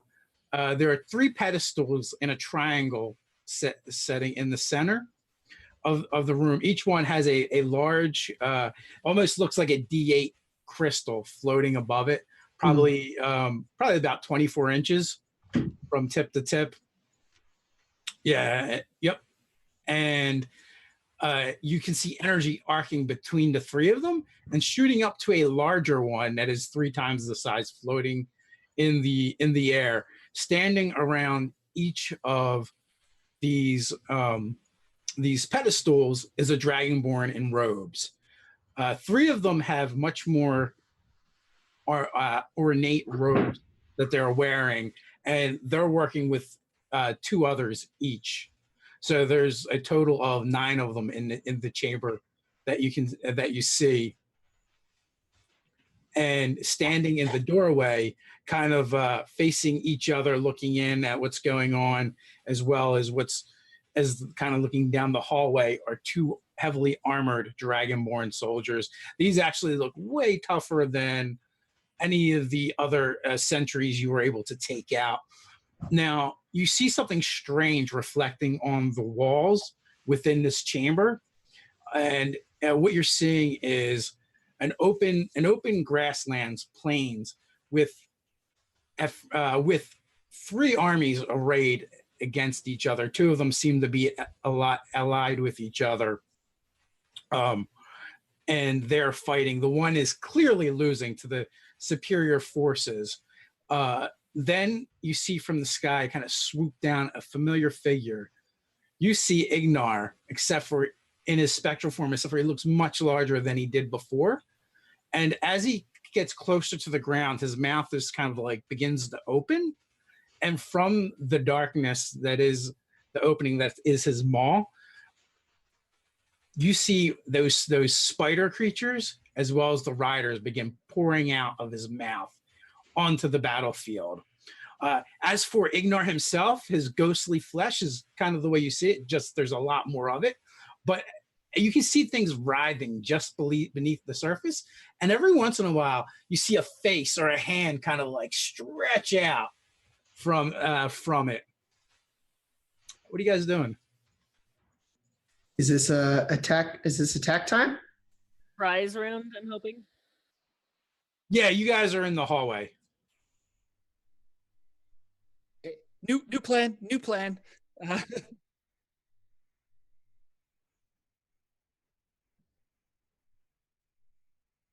Do Dragonborn count as humanoids? Yes. Okay, good. That's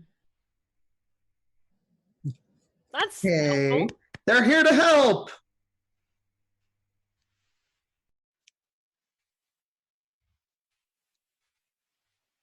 I'm gonna quietly as I can cast mirror image. So you're going to summon them in the hallway where you're at.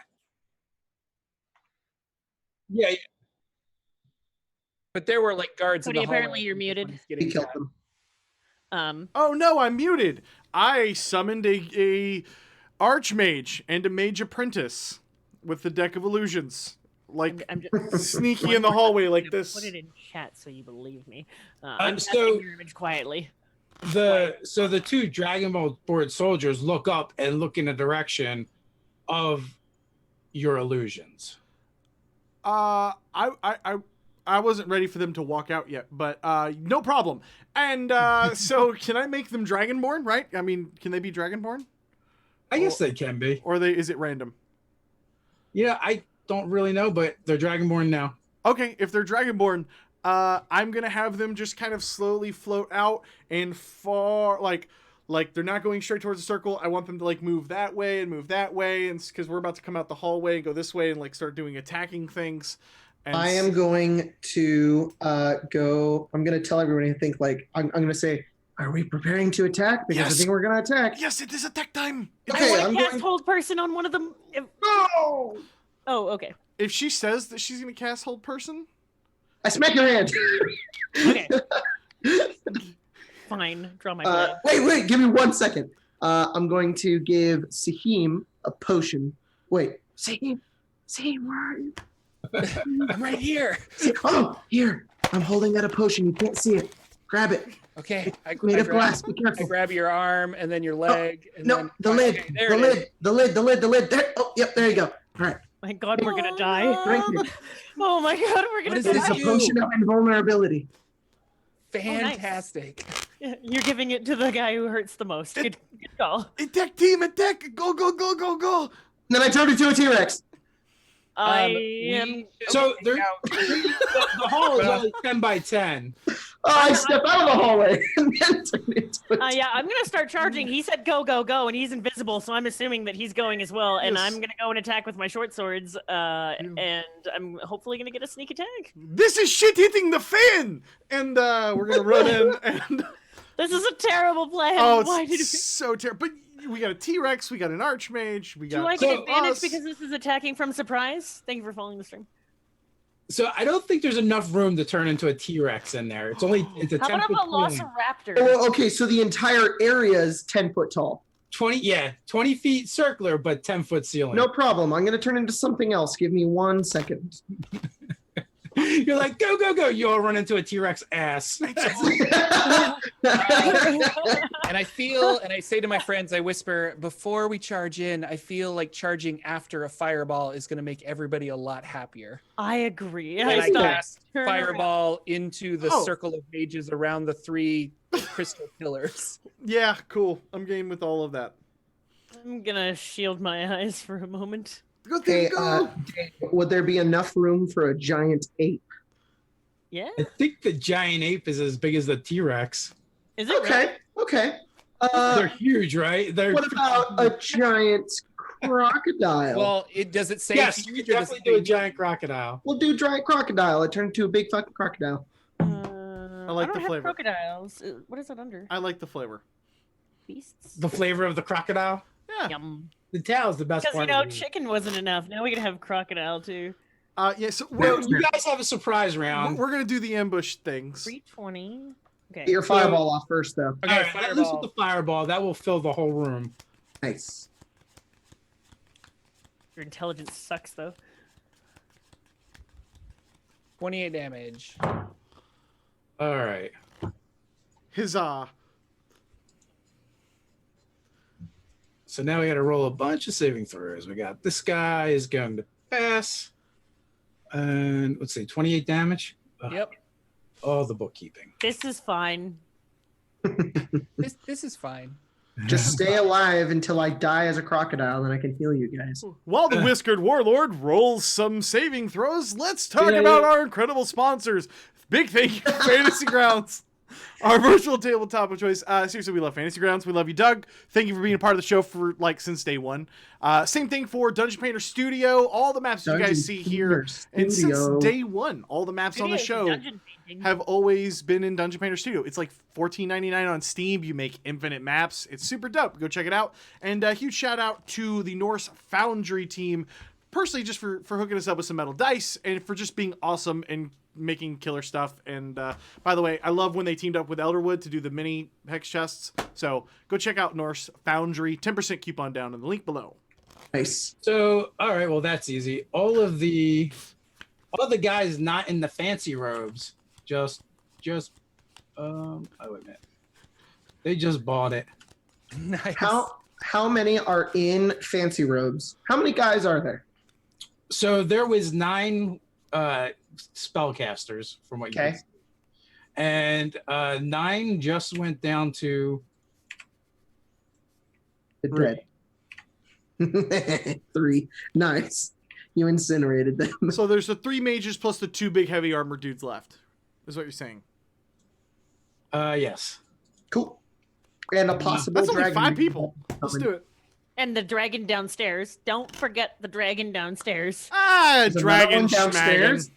Remember the guy in chains that they're summoning to come back? Oh yeah. Wait, that's not right. here, is it? No, no. He is kind of. He's back at his city, isn't he? That's Some where we more? left it. Yes, Yeah, That was last night. Oh, That was- God. Yeah, I forgot about that. Yeah, I thought we left him back in his city or whatever. Yeah, you did, and also like you see kind of Thank like God. reflecting in. Oh, thank God. reflecting in the glass like you're seeing the scene of a battle play out all around you.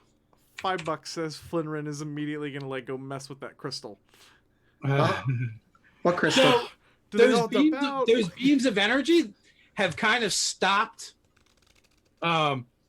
stopped connecting, and the big gems kind of just settled back down on the pedestals. And you see it looks like the creatures that were coming out of the maw of Ignar on the battlefield have stopped issuing forth from his mouth. There's a bunch of them there, and there's fighting going on, but there isn't any more. And his form actually looks like it's starting to shrink some. Ha! Nice. All right, so Sahim is gone. Who's next for the surprise round? I would go. be following Or go ahead. Fianna. Fianna's going before Lucky. That's all. Yeah, so we have advantage because it's a surprise round, correct? Yes, because you're hidden. All right, I will be running in with my short sword and attacking with advantage then. Well, running in will be hard because you have the 2 armored soldiers that are like literally in the doorway. You'd have to go through them. Oh, well, can I attempt to go through them with my sword?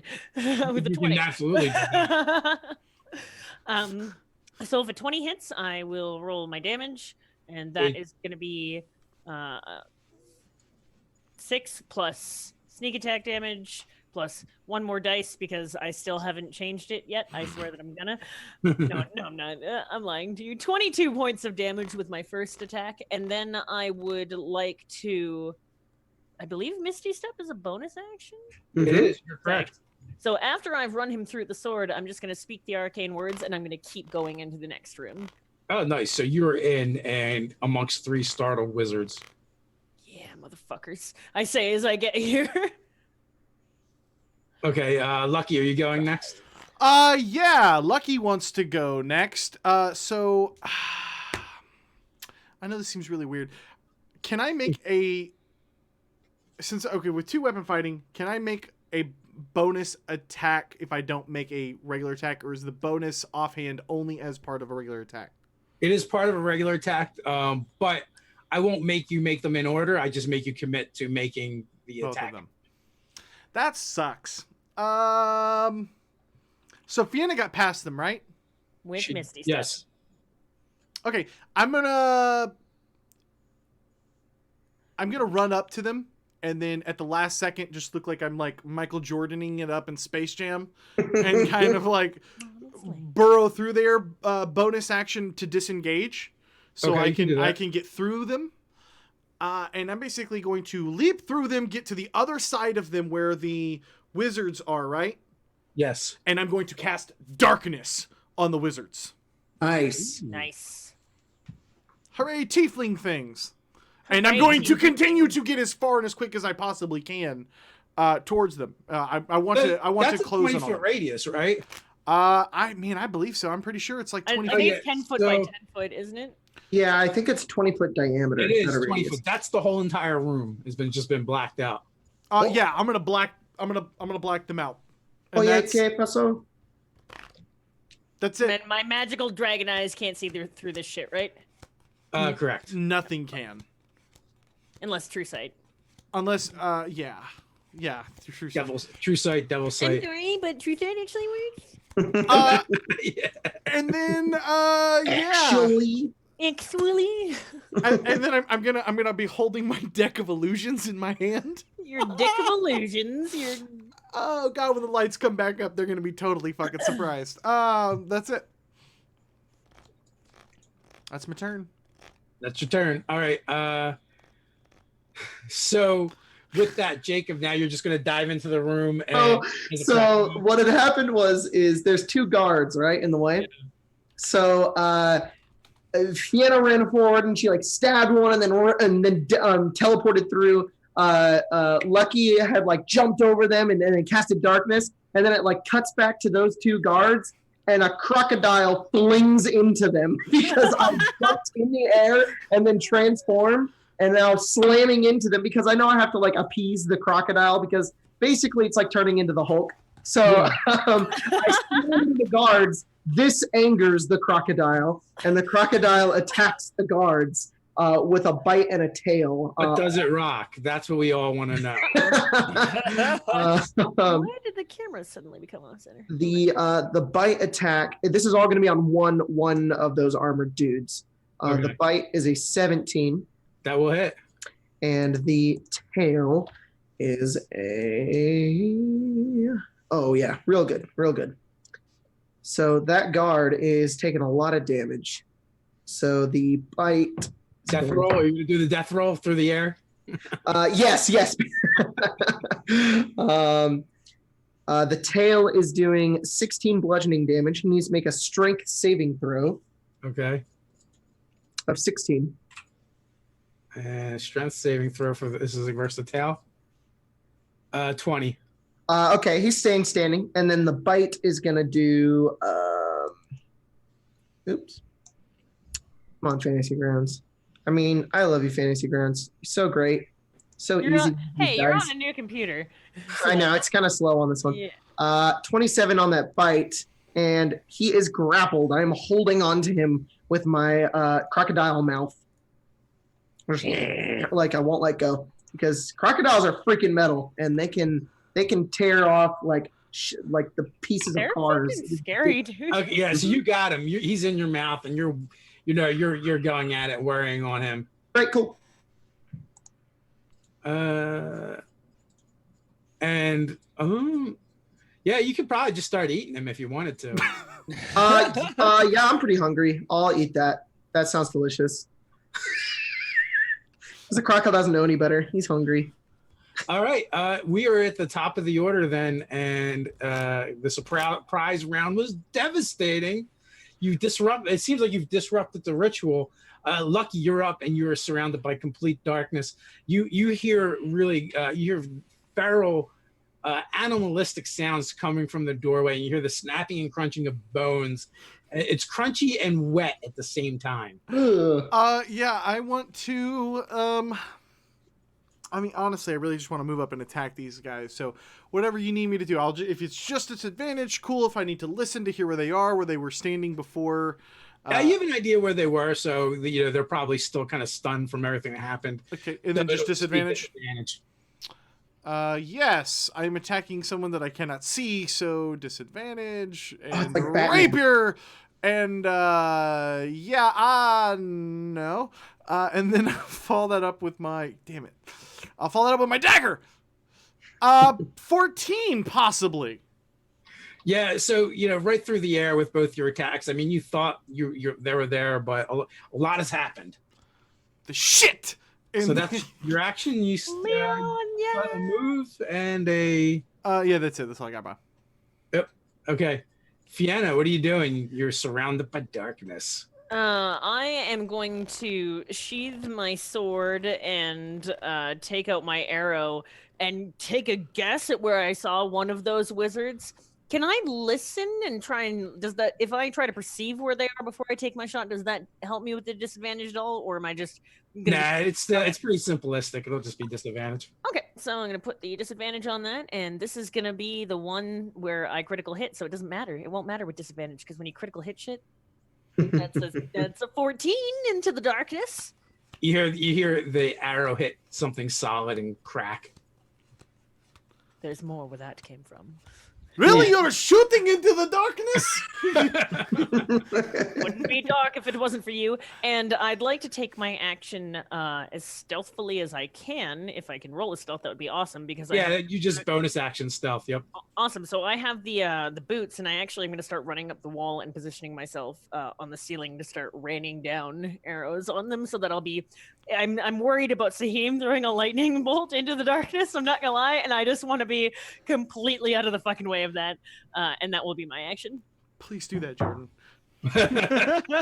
Oh, we're gonna institute first edition rules for that lightning bolt. No. All right, so you give me a stealth check. You have advantage on that check. So. I will give you that stealth check at advantage. Take off the disadvantage there because Fantasy Grounds makes that so fucking easy to do. Bam! And that's a 24 in total. Yeah, you were silent as death. Yes. So the Dragonborn soldier that is not right now being mauled will draw his weapons and begin, hacking at this giant crocodile that is currently eating his buddy. Did I actually consume that man? You're actually eating him. He's gonna come back with just his belly is enormous. Yeah. Does a 16 hit your crocodilian? Oh yeah. It's easy to hit me. Oh, that's sad. An 11. 11 will do some damage. Okay. I have 85 health. I need to change my health real quick. All right. So you just got hit 3 times. Ow! Ugh. Huge shout out over to Leon Hususian. I think that's right. Hususian. Dragonborn getting down to the crocodile rock. So thanks for the love, Leon. We appreciate it. Thank you so very much. Oh wait, was that one attack an 11? To hit? Yeah. Was it? Yeah, I thought that was damage. No, it was 11 to hit. That will not hit. Actually, I'm wrong. But Okay, it can hit because I said it did. So take 6 off. So you took the 4 and the 8 for a total of 12. I only got 12. Yeah. All right. No problem. Yeah, as he starts hacking at you. Let go of Kresk. Let go of Kresk, you stupid beast. And like Kresk is like halfway down your gullet now. Sahim, you're up. It's so horrible. Sahim pulls back his fist because I'm still in the hallway, right? So I'm watching this crocodile just like destroy this dragonborn. Yeah, and he watches buddies like beating on him with his swords. And I'm like, not my friend. And I pull back my fist and I punch the air. And as I do that, this green giant hand comes off of my fist and it flies out towards the dragonborn. And I cast Big B's hand. And it smacks right in the face for 16. The 16 Awesome. hit. Oh, he ducks. Oh, damn it. Oh no! Oh, man. That's such a great spell, though. It is. Big. Does it look very CGI? Yeah, super like Green Lantern, like terrible Ryan Reynolds Green Lantern. Yeah. Oh, You have wounded me, sir. The best. So anything else for your bonus action or? Nope. I will just stay here and hopefully he will continue to hit the alligator. All right. You hear some chanting, and nothing happens. More chanting, nothing happens. And more chanting, nothing happens. You guys suck. I mean, Flinrin, you're up.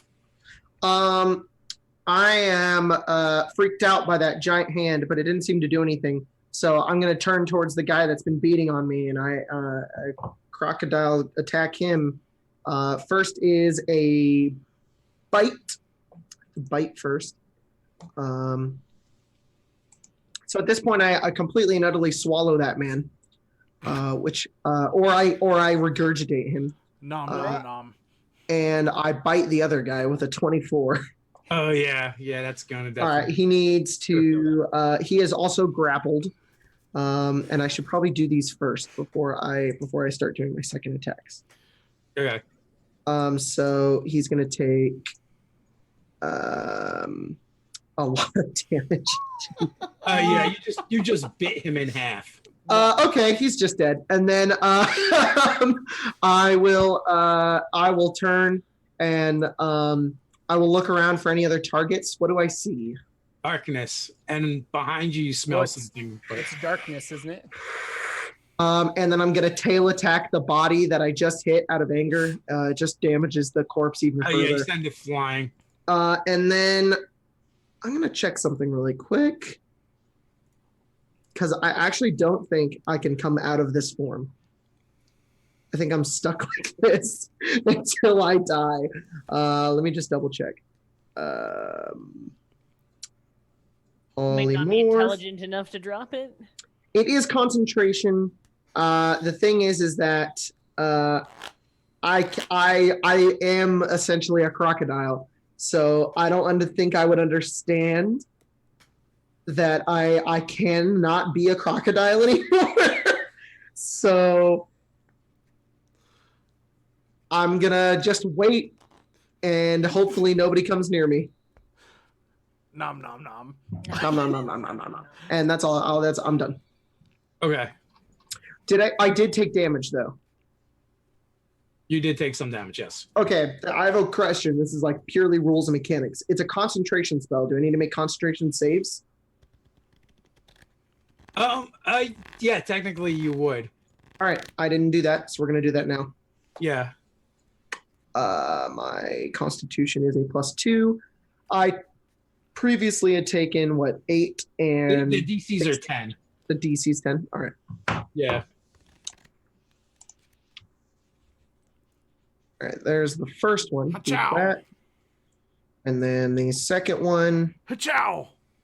I am still a crocodile. You're a crocodile. Cool. I sit there and that's it. I'm done. I do crocodile things. Okay, Lucky, you are up. Yeah, I'm gonna drop darkness.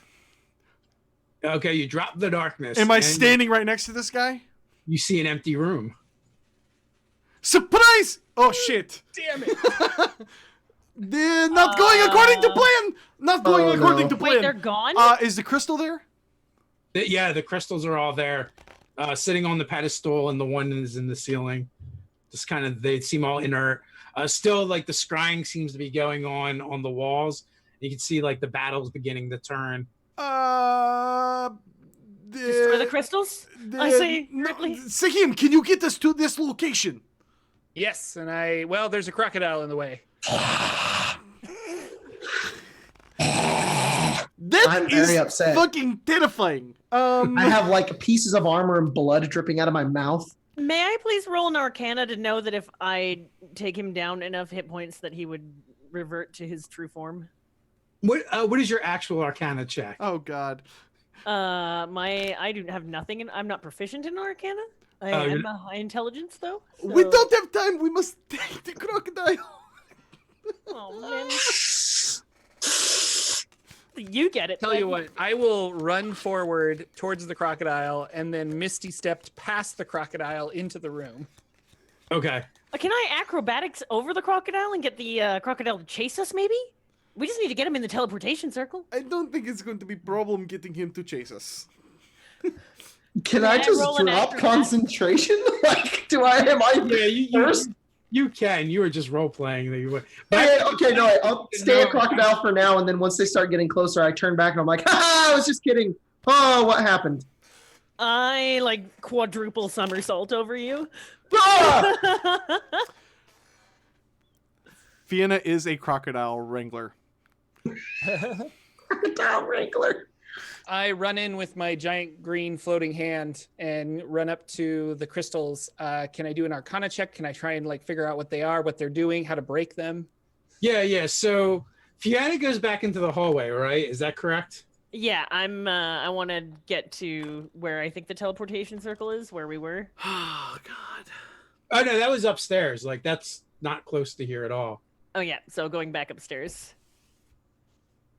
And Sahim is checking out the crystals. Yes. Jacob Flinrin has become Flinrin again. Yeah, I'm just watching, and I'm like, well, what are we doing? What's going on? And Lucky, what are you doing? Lucky's kind of like, none of this is going according to plan. I just wanted to get on a boat and leave, and now we're like, no, let's help. Oh shit, this isn't going well, but we kind of helped a little bit. He's panicking. But maybe we did enough. Perhaps it is time to go get the boat. We should go back to where we, or maybe we could join. And he's just rattling and he's kind of like kind of crumbling under the pressure. Give me a wisdom saving throw, Lucky. That's a thing I can do. Wisdom, hachow! 20, sir. Yes, nicely done. So you hear a voice next to you whisper in your ear, "You should stab the little one." Can I just stab the voice? In As a reaction? In a moment, you will be able to do that, for sure. And Fiona, give me a Constitution saving throw as you're kind of moving down the hall. Oh, this is not And actually, good. Flinderin, you can as well. Oh, it's a Oh! critical What am I fail! doing? No! Beautiful. No! What am I doing? Con save. Oh boy. Oh boy. Oh, goodness gracious. Not like this. Ah. Oh, no! Not like this. So Looks like this. This is going well, yeah. This is how the campaign ends. this is how it all. We all die. I've never been TPK'd before. Ah! Knock on wood. So And as you scene. come out of your crocodile form and Fiona is doing this awesome flip above you, a cone of ice and cold just engulfs the both of you going down the hallway for 31 points of cold damage. Ouch. Fuck! Oof. Did a person become visible after that? No, they don't. And also, let's see. My little gnome friend, Yes. bolts of force come flying in your direction. Green glowing orbs. It's the wizards. They went up the stairs in the darkness. Beginning slamming into you. No, this is still the room that you guys were in.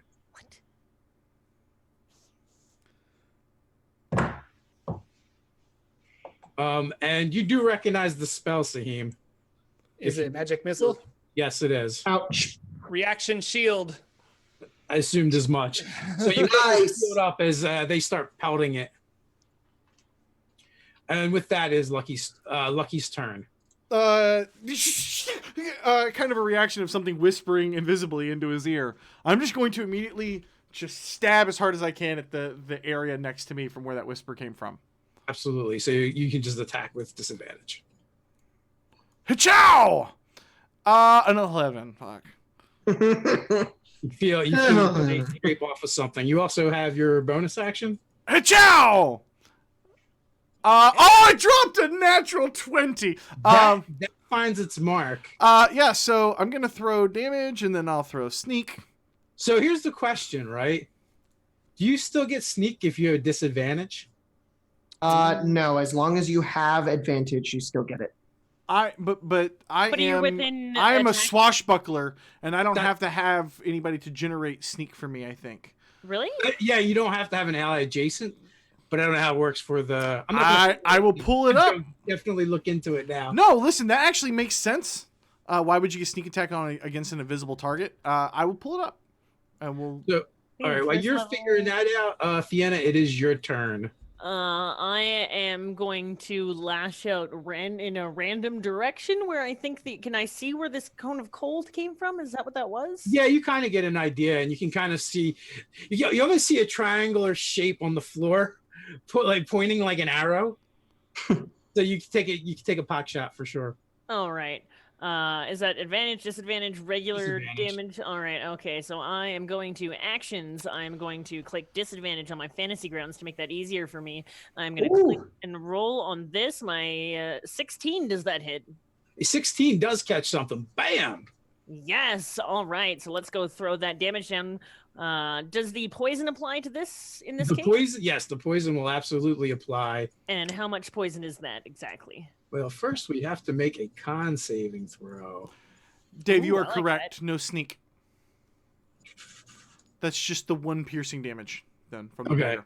So that is going to be a fail. So he is going to take a bunch of poison damage.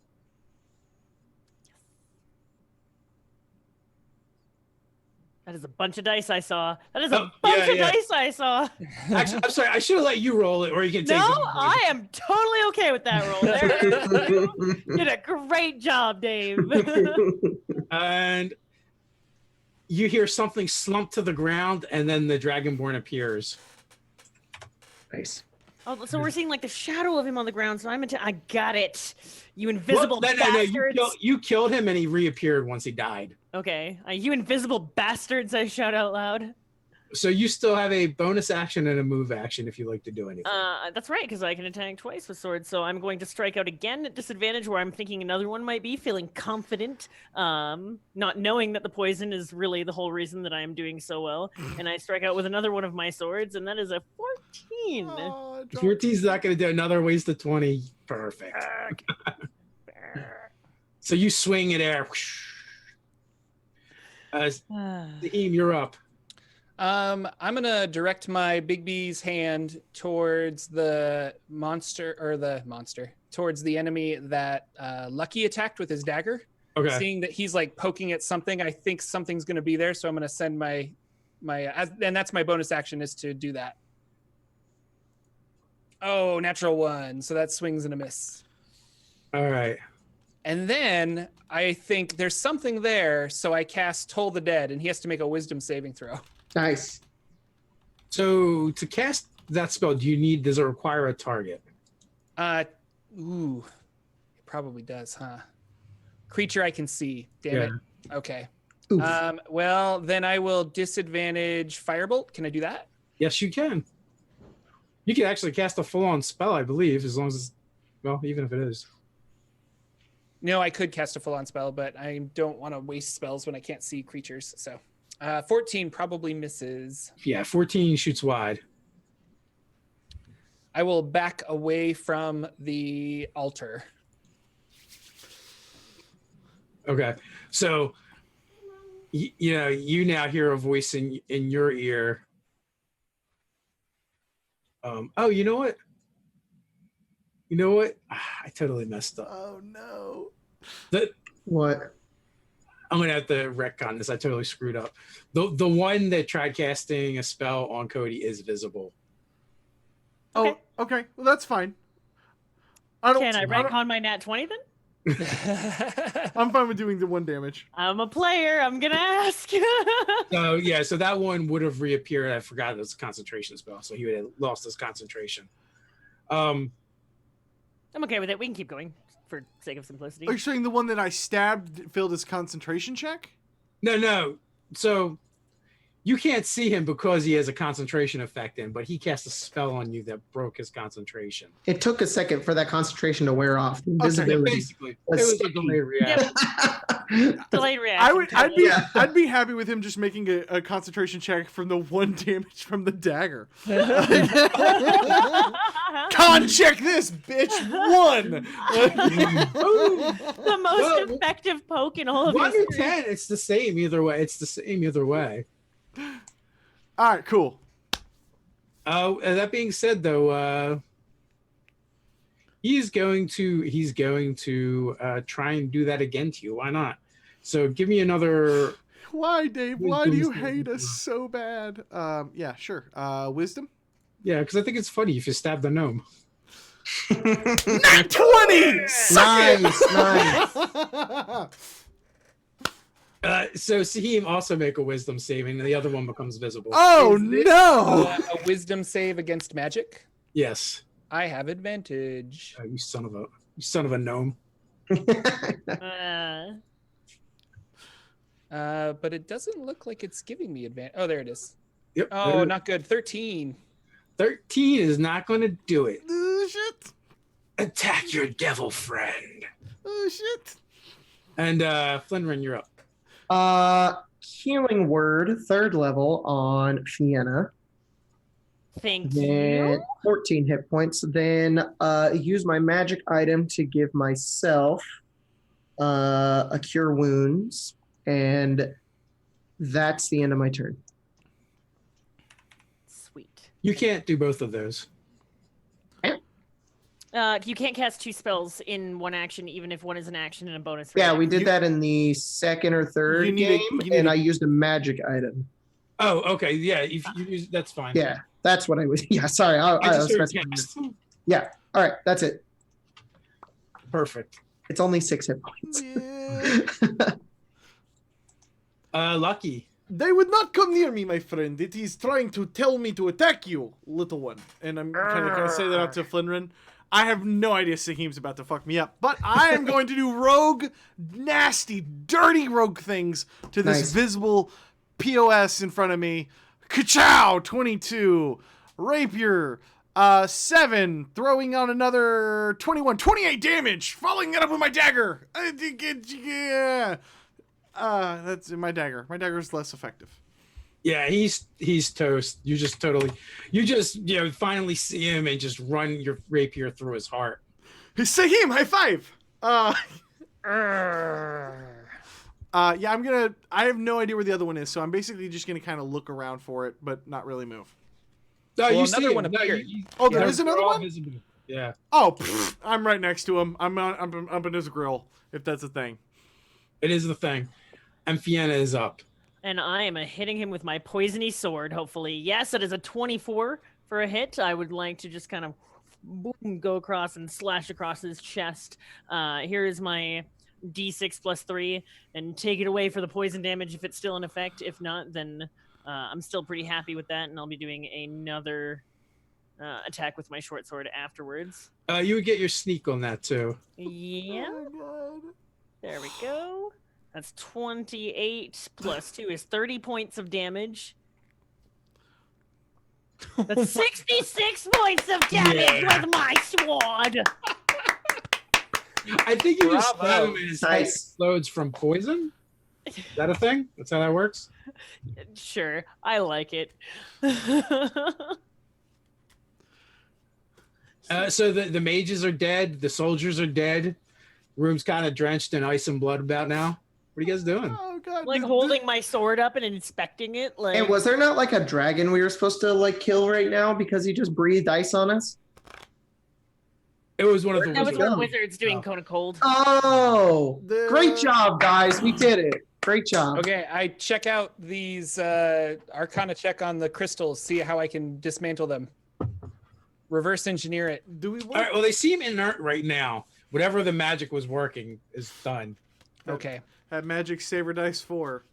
Yeah. I mean, if you wanted to do something further, I mean, you could probably break them or something. I put it in my green hand, my Bigby hand, and I crush it. Okay. Yeah, so you start shattering. Okay. Shattering I these don't want this ritual to continue when I walk away. So is that it? Did we win? What are the pictograms on the walls doing? So it's basically like, it's some kind of scrying, and it still seems to be going on. It seems to be still connected, but the Ignar has kind of vanished from the field. You no longer see him, and the keeper's forces are being mopped up. Pretty much, it looks like it's over. Did we stop them? Can we take a look at the scrying on the wall and see how the tide of battle is going? Yeah, it looks like the battle is kind of wrapping up. Without Ignar's support, the keeper's forces don't stand a chance. Yay! This They're in seemed full rout. this seemed too easy. You do not believe that the real ritual going on in the place where Ignar's body is being kept, or something along those lines, do you? That wasn't easy. That was pretty hard. Wait, no. Yeah, you're right. That was pretty easy. It was pretty easy. Not even more than 2 guards guarding the entire ritual. That's true. Think it was a dummy ritual to throw us off? Or perhaps it was a ritual, but not the main one that is going to go off. They Where had is murdered everyone in the building first. What? They had murdered everyone in the building first. Oh, I'm that a is rogue. true. I would like to search the wizards that we killed because it gave me poison shit last time, and I am all about that right now. Dave? Is the other room where the skeleton was? Is that in where we are right now? Is No, that that like was in- downstairs? That was in another city. That's in Oh. some more. That's in some more. So here's a question. Some more what, Cody? Oh, some more dragon battle. fuck So here's a question to the group: off. do you want to go to Simor and finish off Ignar? If his spectral being is weakened from battlefield, it might be good opportunity. Sneak in, slice throat, make sure no more ritual going off. If we are to leave these crystals here where they are now, it doesn't stop him from sending more wizards and attempting the process once again. I think before we do anything, we should destroy these. Oh, I did. I you did. smashed all of them. And never mind, I retcon all of that. I completely agree with you, and we should do that without delay. What say you, Flyndren? Up for one more challenge? Yeah, if it gets us closer to freedom and helping these people, I don't really care. Slaying dragon would be one hell of tell when you get back. Yeah. Sahim? So, one thing, it's a giant dragon. It's been chained in place, and it's not like they don't know it's there. What do you mean? The body. Mm-hmm. It's not like the emperors and empress didn't know it was there. Yeah, I just assumed that they thought, oh, cool, it's under lock. But now that they've been betrayed by the keeper, you know, maybe Ignar was going to be doing a whole nother ritual. This felt like a mini boss fight. I feel like perhaps we should go to whoever is in charge of that war and ask how we can aid them. They obviously know what's going on better than we do. Yeah, perhaps you're right. I mean, Lucky, we defeated the people that were going to bring that dragon back, and he was clearly here, and we can see the battle they're winning. Like, I don't think that there was another ritual going on. I think they didn't expect us to come back. They have nothing more than just uneasy feeling like I did with Wealth Challenge. You will remember that one, right? When I told you that it was wealth, the greatest power was wealth, and you did not believe me, but I was right the whole time. It feeling like that, nothing more. I slowly tilt my head and stare at you, but say nothing at this point. Or we could go get boat and get the hell out of here. I think we've won. Is that a bird? No, that's my cat. Yeah. That totally broke character for me. I'm sorry. He's a loud boy. Well, you did warn us the very first session. Yeah. Grant, thank you for the raid, and welcome to the finale of Court of Worms here on Saver Dice as well as on YouTube. Check them out. Check us out. Hit follow. Hey, what's up? Out of character, I don't care what we do. If you guys just want to go find Lady Briella or whatever, or if you're just like, what I think do we we need should go from her? find Lady Briella, yeah. We can take the teleportation pad to go and find the lady, correct?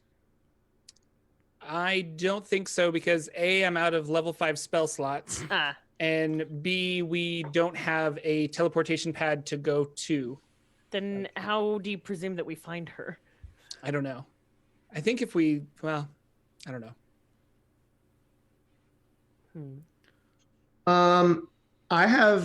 You can cast teleportation circle at a higher level as long as it's above 5th. Can you not cast that as a ritual? Don't have 6th level spells. Oh, right. Okay. Yeah, but as a ritual, you don't need to have it prepared. It's not a ritual spell. Damn. Yeah, it's just long. Well, that sucks ass. I can cast Dimension Door. That's not going to take us anywhere. It's 500 feet. See if we go to the stable, see if we can find some more horses, and maybe we can make our way to a thing. Do we recognize where this battle is taking place now that we can see it on the scrying device? It does not look familiar to you. Although, actually, you would have passed through here coming from, from the other city. Mm-hmm. Perhaps we just wander the castle until we can find someone who can tell us what is going on. There might be somebody upstairs. We should just go check upstairs. At the very least, we can find someone. Yeah, let's just go upstairs. I didn't even know there were stairs. I go upstairs. We took stairs down. We took stairs down, Jacob. What the hell? Like, I'm gonna go check. There's other people here. Okay, I'm gonna follow behind the, I'm assuming, quickly moving. But you guys know where you came from, and you know where the Empress Brielle will be at. At some point, she's going to go back to her city. Assuming she survives the battle. Assuming she survives the battle. But it looks like from what you can see on the scrying, it looks like the battle is pretty much over. Nice. So you guys searched the court, and like it was just as it was before, nothing but corpses and the dead here. What about the townspeople? Surely they could not have deserted this place. They If were they all had. murdered. And I like point to the bodies that are like strewn all over the arena. Like, Yeah, the keeper's people looks like they just completely vacated, and everyone else was murdered. Perhaps we can find a map somewhere. Maybe not in that Take a order. look where that. We can find where that field is. Yeah. Do we know where the battle was at? It's they said like the dragons attacking us, the dragonborn attacking us mentioned fields like 3 times. Yeah, the flats of Prowl. There we go. Why don't we go out there and just find them and be like, hey, we stopped the dude from getting something. I don't know if you Time know for this, plan Will. 2, flying Flinrin with a white flag. Yeah! Doors over. So you guys, Oh you my guys do. God. I'd like to search the court for a map or like a map room or a globe and find. You actually do find that. Okay. There's you know you can collect several maps and you're like, oh, it's over there. It's actually not that far from here. We've already stolen the riding lizards that were here, but perhaps there are more somewhere. Perhaps they returned. I go and see if the lizards, if they were well trained enough to just like, horses. Sometimes if you just let them go, they'll go back to their shit. Like, actually, I would say, yeah, that makes sense. That they would have returned to where they would have found their nights last. I'm gonna try to animal handle That's awesome. that going. I'm approaching quietly. There, we were. Well, you guys had kind of broken them to you last time, so they'll accept you as riders. Excellent. Come, Onward. let's Except away. for Lucky. Lucky left them to die. I killed one of them. He bit me first, in fairness. Thought they smelled bad on the outside. So man. you guys make your way to the flats of Prowl, where you do find the Empress, Briella, as well as Samor, the Oathmaker, and the Keeper has abandoned the field. Guyvnar has fled back to his city of Zenkir. They had many of his followers have been rounded up as prisoners. And there's those the corpses of the dead creatures, the spiders litter the field, as well as other soldiers as well. When you guys are kind of like ushered over to them, and the lady looks upon your group. You guys are a little battle weary yourselves from the ordeals you've been through. It's good to see you, and that you all seem relatively well, considering everything that has happened.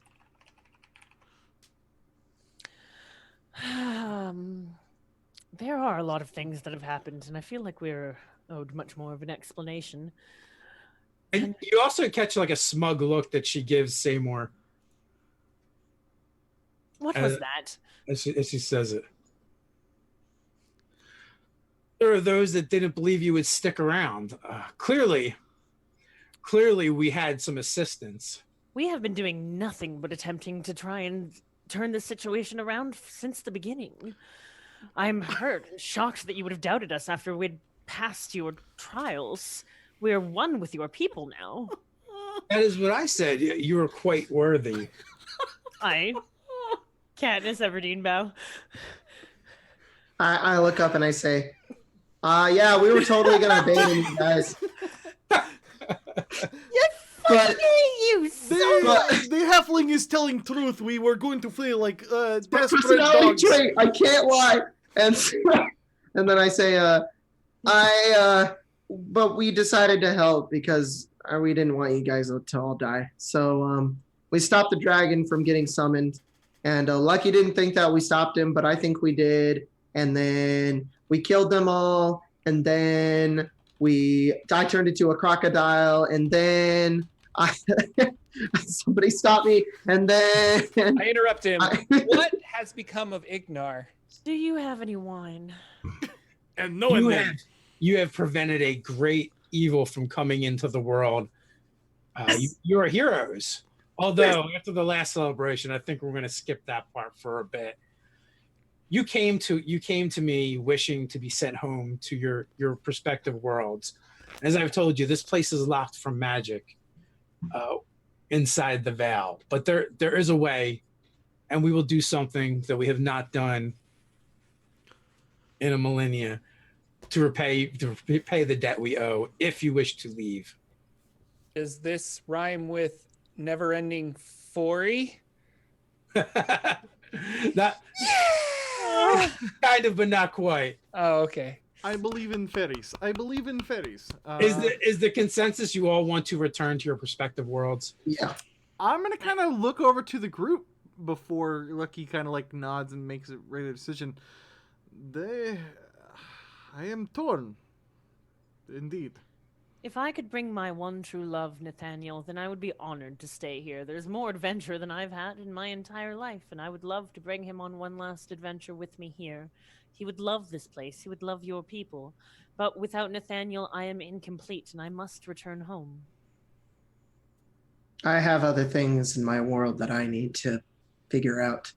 I need to find people, and I need to save them. But I will tell stories of all of you. I don't think I've ever had an adventure this grand. And I feel sad that I must leave you all. I've never felt so important to a group before. I believe you called me the trump card. That was really flattering. But sadly, I have a birthday party I do need to attend. Saheem, you need to go to your fucking birthday party! I kind of put a hand down on each of my smaller companions and nod respectfully to Lucky. I'm glad that our paths crossed, but let us defeat this great evil once and for all and then be on our way.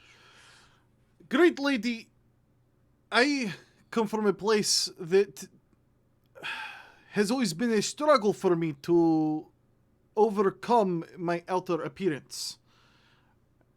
And I do not carry such burdens here. While I have been fighting for my life and fighting for freedoms for others and fighting for the sake of survival, it is the most light I have ever felt.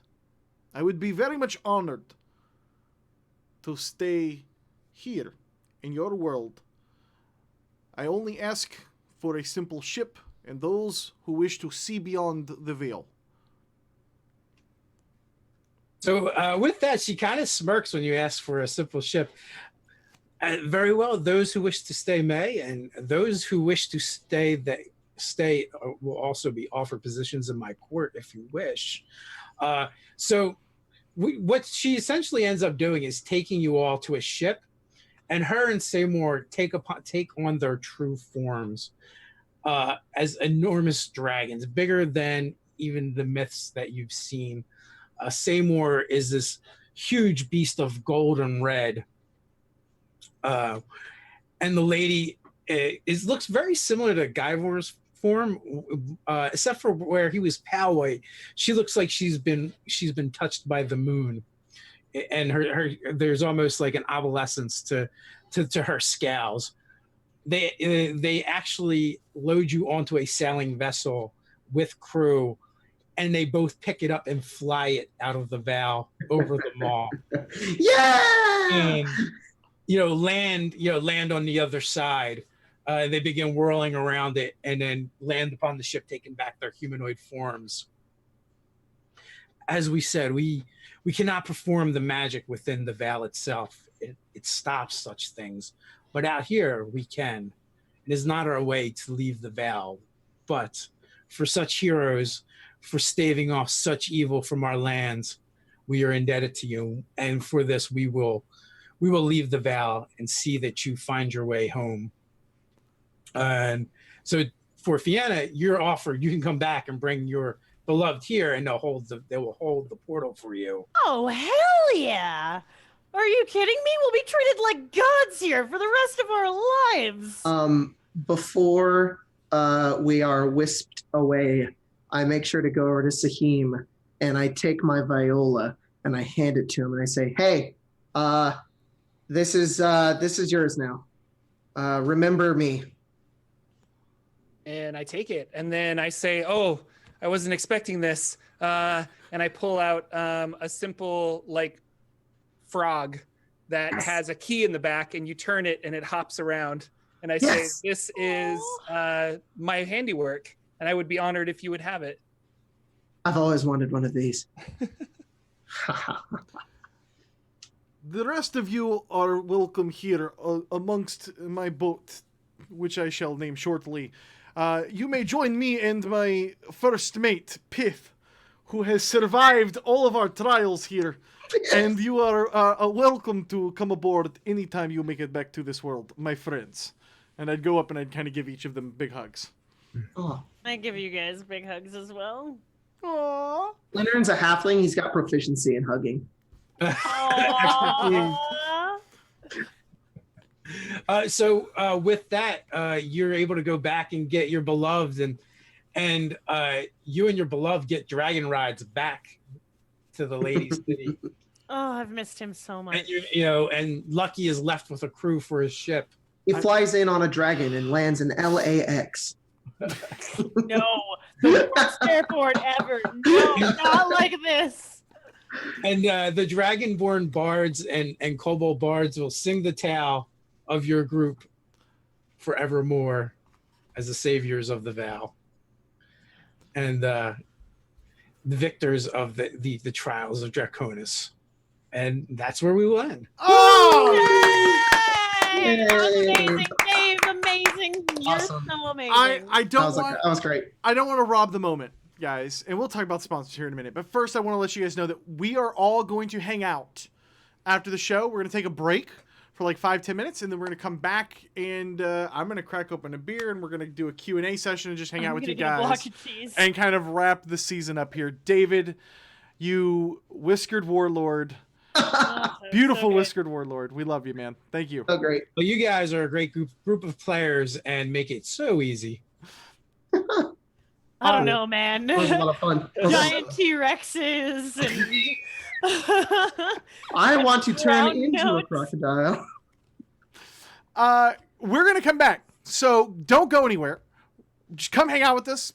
Get some questions typed up or whatever, and we'll be back here in like 5 or so to hang out and chat with you guys about next season. And we've already got the cast lined up for that, guys, and it's going to be a killer game. So come back and hang out with us. We'll see you here in a bit.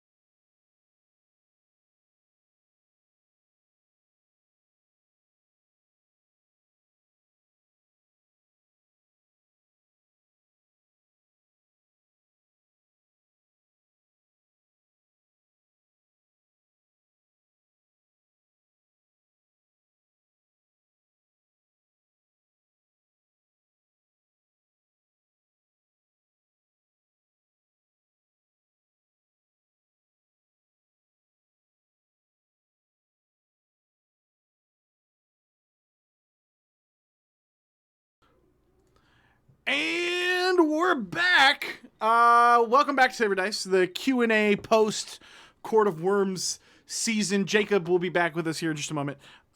So yeah, we're just gonna hang out and chat a little bit about the show, talk a little bit about some of the shows coming up, and answer any questions that you guys got. Of course, guys, seriously, we got to give some love first to the sponsors, because honestly, they deserve it. They helped us put this whole thing together. So huge. Oh no. Sorry. Okay, there we go. Did my Are you life good? just like I'm having like an exorcist moment over here. What's going on? It's cool. We're professionals. Okay. We love you, Fantasy Grounds. Doug, we love you. Thank you so much for supporting the show for as long as you have. You've been with us since day one. Alexi with Dungeon Painter Studio, you make a great product. Thank you so much for supporting the show, guys. Dungeon Painter Studio is like $15 on Steam, and you'll make infinite maps for forever. And then, of course, huge shout out to Norse Foundry. 10% link off. Link off? 10% link off? 10% link off in the description thing in the belowness. Yeah, so seriously, guys, go check them out. They make killer metal dice and a whole bunch of other really cool stuff. So huge shout out to the sponsors. What'd you guys think? That was such a trip. Right? Fun. And I unmute my mic on my own stream. That was such a trip. So I had this whole plan for you guys to like flee to the ocean. Mm-hmm. And then I was like, well, just in case they don't. and so I figured I would drop an alternate path, but I didn't really decide that until this afternoon, because I'm like, the final battle would have been a great place to do a map, and Dungeon Painter Studio is really good for that. But I just didn't have enough time to throw one together. For both of them? So I was like, oh, well, what are you going to do? But yeah, so I was like, is something that I prefer anyways. Like, I love Dungeon Painter Studio to give it like a general idea of what you need to do and what's in there. But once you see the first map, then you can kind of go from there. And you've done a good job of storytelling and making it like the maps you've shown us that far. Thus far. I'm hungry. Yeah, it's weird because we've had some seasons where it's like all maps, and then some seasons where it's been like really, really theater of the mind heavy. I kind of enjoyed it this season, Dave, because it was like, I don't know, culturally, it was so different from anything that we've done on Saber Dice so far. It was serious as far as like the theme, like, but it just didn't have the darkness that Glory had, if that makes sense. I liked this group for that reason, though, and I was talking about that in my chat. This felt very more like a bunch of friends getting together and playing D&D, as opposed to like perfect production. Yeah, let's make a show. It's 6 seconds in combat, and that's it. That's all you get. Like, we're like, we're talking, making jokes and shooting the shit, and like, it didn't. I feel felt like, my character wasn't like very serious. I mean, that's bards. For But you. that's I like that. I think that's good when you have like a little bit of that comedic, maybe not serious aspect to a character, but like your character himself, like he wasn't a joke, but just the way he did things, you know, brought on that like humor, which is a lot of fun. It's kind of like a Disney humor right before a fight. You know what I mean? And the levity of that is so needed. Like Spider-Man quips. Do you guys have any questions on Twitch chat at all? Yeah, and real quick, I guess before we kind of jump into some of the Q&A, I do want to talk about upcoming seasons. So obviously, this was Jacob's, not your first episode, but your first season on Saber Dice. And then It's Skittermanders. Tia, this was your first of everything. Jordan, this is your second season on Saber Dice, because you did Numenera, which is season Fury. Numenera Fury, yeah. With Mike with Unmade Gaming and Ted and Bill Wylock and Kenny Hill. Which is a bunch of fun. What'd you think coming back? Really fun. It was fun to play D&D. Originally, when you pitched like Numenera to me, I was like, yeah, we'll like try it out, and that turned out to be one of my new favorite systems, and really a really good group of people. It felt very similar to this. Like we were just kind of like a bunch of friends playing RPGs together, and I don't know, but I attribute that to our awesome dungeon masters in both campaigns, because Mike from Unmade Gaming did a really good job of just making it flow really well, and so did you, Dave. So yeah, Dave, you killed it, man. I mean, this is almost all the original cast has been behind the screen now. Hey, Davey, Chappie. I think I just recently found your channel and started checking. Yeah, I started talking to him too. He's pretty cool. showed you He's my getting there. dice. He's Please getting there. respond. Showed you my dice. So Leon, as his question is, how much session zero prep was involved in this season? Did you all plan your characters ahead of based on some idea of what David had planned, or did you go into cold and totally in the dark? Well, there's kind of a little bit of a funny story about that, but we had a switch at the last minute. So the week before we were going live with this season, Cody goes, hey, there's something came up. We need a DM now. Can you DM? So I had to like learn Fantasy Grounds from the DM side. I'm sorry. And Dungeon Painter Studio, which is pretty easy, but you know, there's some things to figure out. Like a couple days before, and characters were already made for a different game. So, Yeah, we won't go into that in too much detail. But yeah, I mean, it's fine. Just things happen, and that's kind of how this season went. I will tell you, the DM that was going to be on that season, it did kind of tell us that they were wanting to do a continuation of season 1 with like post Jorphdan's character. And so we kind of made characters for that. And then at the last minute, we're like, hey, we're going to do this whole new thing because Dave's DMing now. And it's a totally different campaign. And so I think it was fun kind of adjusting. I did not know anything about anybody's characters coming in to session 1, I don't think. So Me neither. I didn't know anything. I didn't know anything about... we didn't even have Fiona. Fiona was Amelia on half of the overlays. Yeah. So Well, because I made the character, but I put it in D&D Beyond. But most of my other shows either use Fantasy Grounds or Roll20. But the great thing about Fantasy Grounds is it doesn't load until your DM is there, so you can't fuck with shit while your DM's gone. It's like, you know, a DM having a DM screamer or something like that. So I couldn't load. There is actually a way to. There's a way to do it. But yeah, but it can be done. And that was another thing. Like I'm using my son's computer. Like some people have noticed that I'm not. Oh right, yeah. There was a problem with my computer. I'm actually missing a file or something that won't allow me to DM and host Fantasy Grounds, although I can join and do it. And it doesn't actually have anything to do with Fantasy Grounds. It just has to do with my computer. It's all the porn. It's all the dirty porn, Dave. Maybe. Stay away from the weird stuff. It just kills your computer. Now, so like we had a whole thing too where I'm like, you know, me and Cody are going back and forth trying to get Fantasy Grounds to work on my computer, and it just wouldn't. I ended up in my son's, which now this sucks. His computer is so much better than mine. No, now you got to go back to your computer and you're like, yeah. upgrade. Yeah, that's always the worst feeling when you sit down at someone else's computer. It's like a beast. I do want to tell you guys, because I got caught up because we were talking about questions. So next season, next week, we are going to be off. We're going to take a week off before we jump into the new season. The new season's cast will be Guy Sklanders from How to Be a Great GM. He is going to be behind the screen, whom we love. Guy is wonderful. He's awesome. He's been been a great guy. He's played in Wrath and Glory one shot with us. He did Skittermanders. He's fantastic. Dave is going to be in that show. I will be in that show. Jacob will be in that show. In addition to that, we're going to have Mike with Unmade Gaming returning, and Lauren Beckert, aka Miss Ginja Ninja. I'm gonna tell her that. Miss Ginja Ninja will be in that show. So we're gonna expand the cast to a little bit of a bigger cast. And in addition to that game, we also have some new projects coming up on Saber Dice that we will announce in that game. So be sure to tune into that. That'll be on October the 3rd. Also, Tia, aka LauraLania, she has a Twitch channel. Go subscribe, go follow, go do all those things. Jordan has an incredible Forgotten Realms explained channel, and I think he just started dipping into Eberron. Jordan, bro, I've told you since day one, I think your channel is amazing and that you are going to be a huge YouTuber, and you are becoming that. And so please go check out Jordan's channel. He's amazing. XP to level 3 is hysterical.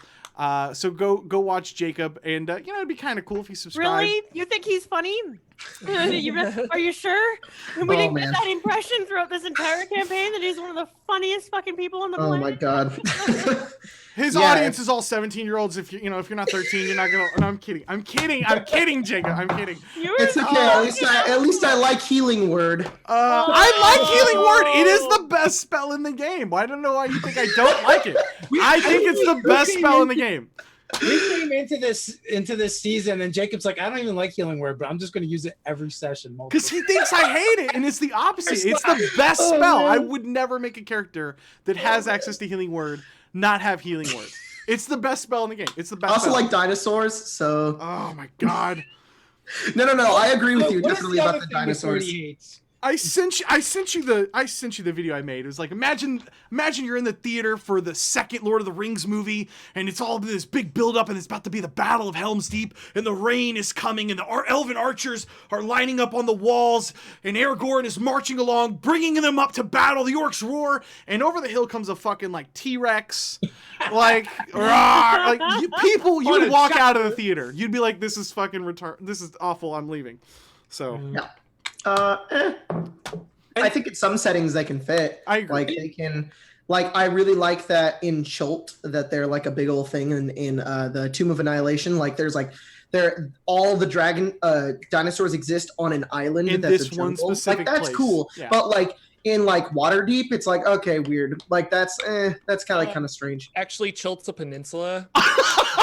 Actually, Oh my god. because it continues further south, but the map for the game doesn't let you go that far. Oh my god. All right, well, let's take some questions. You guys, somebody pull some questions or something. Dave, what the fuck is that place? Were we in another time? Were we in just another world? So it's a secluded valley in my home. I got my own questions. I can wait. But and it actually, Tom Wade had a question that kind of dovetails into this. So in our world, like we have all these ages where the gods kind of just hit a reset button where it's like, oh, we screwed up again. Let's just put all the dragons in pocket dimensions because they keep fighting with each other, or oh, we have these uber powerful mages with basically giant arcana mechs. Well, this isn't going to work anymore. Sweep them aside. So we didn't in our home game. We didn't actually have Dragonborn or dragons really. We introduced them later. Well, the idea this is a place where the dragons found a way to escape the notice of the gods, and all the kobolds and the Dragonborn are actually hatched from dragon eggs. The dragons can't breed true. So they kept saying like a coming of an age. Well, I ran a one shot for my buddy's birthday where the players had to escort this kobold to that place where the life trial was, where the elements, you had to pass the elements.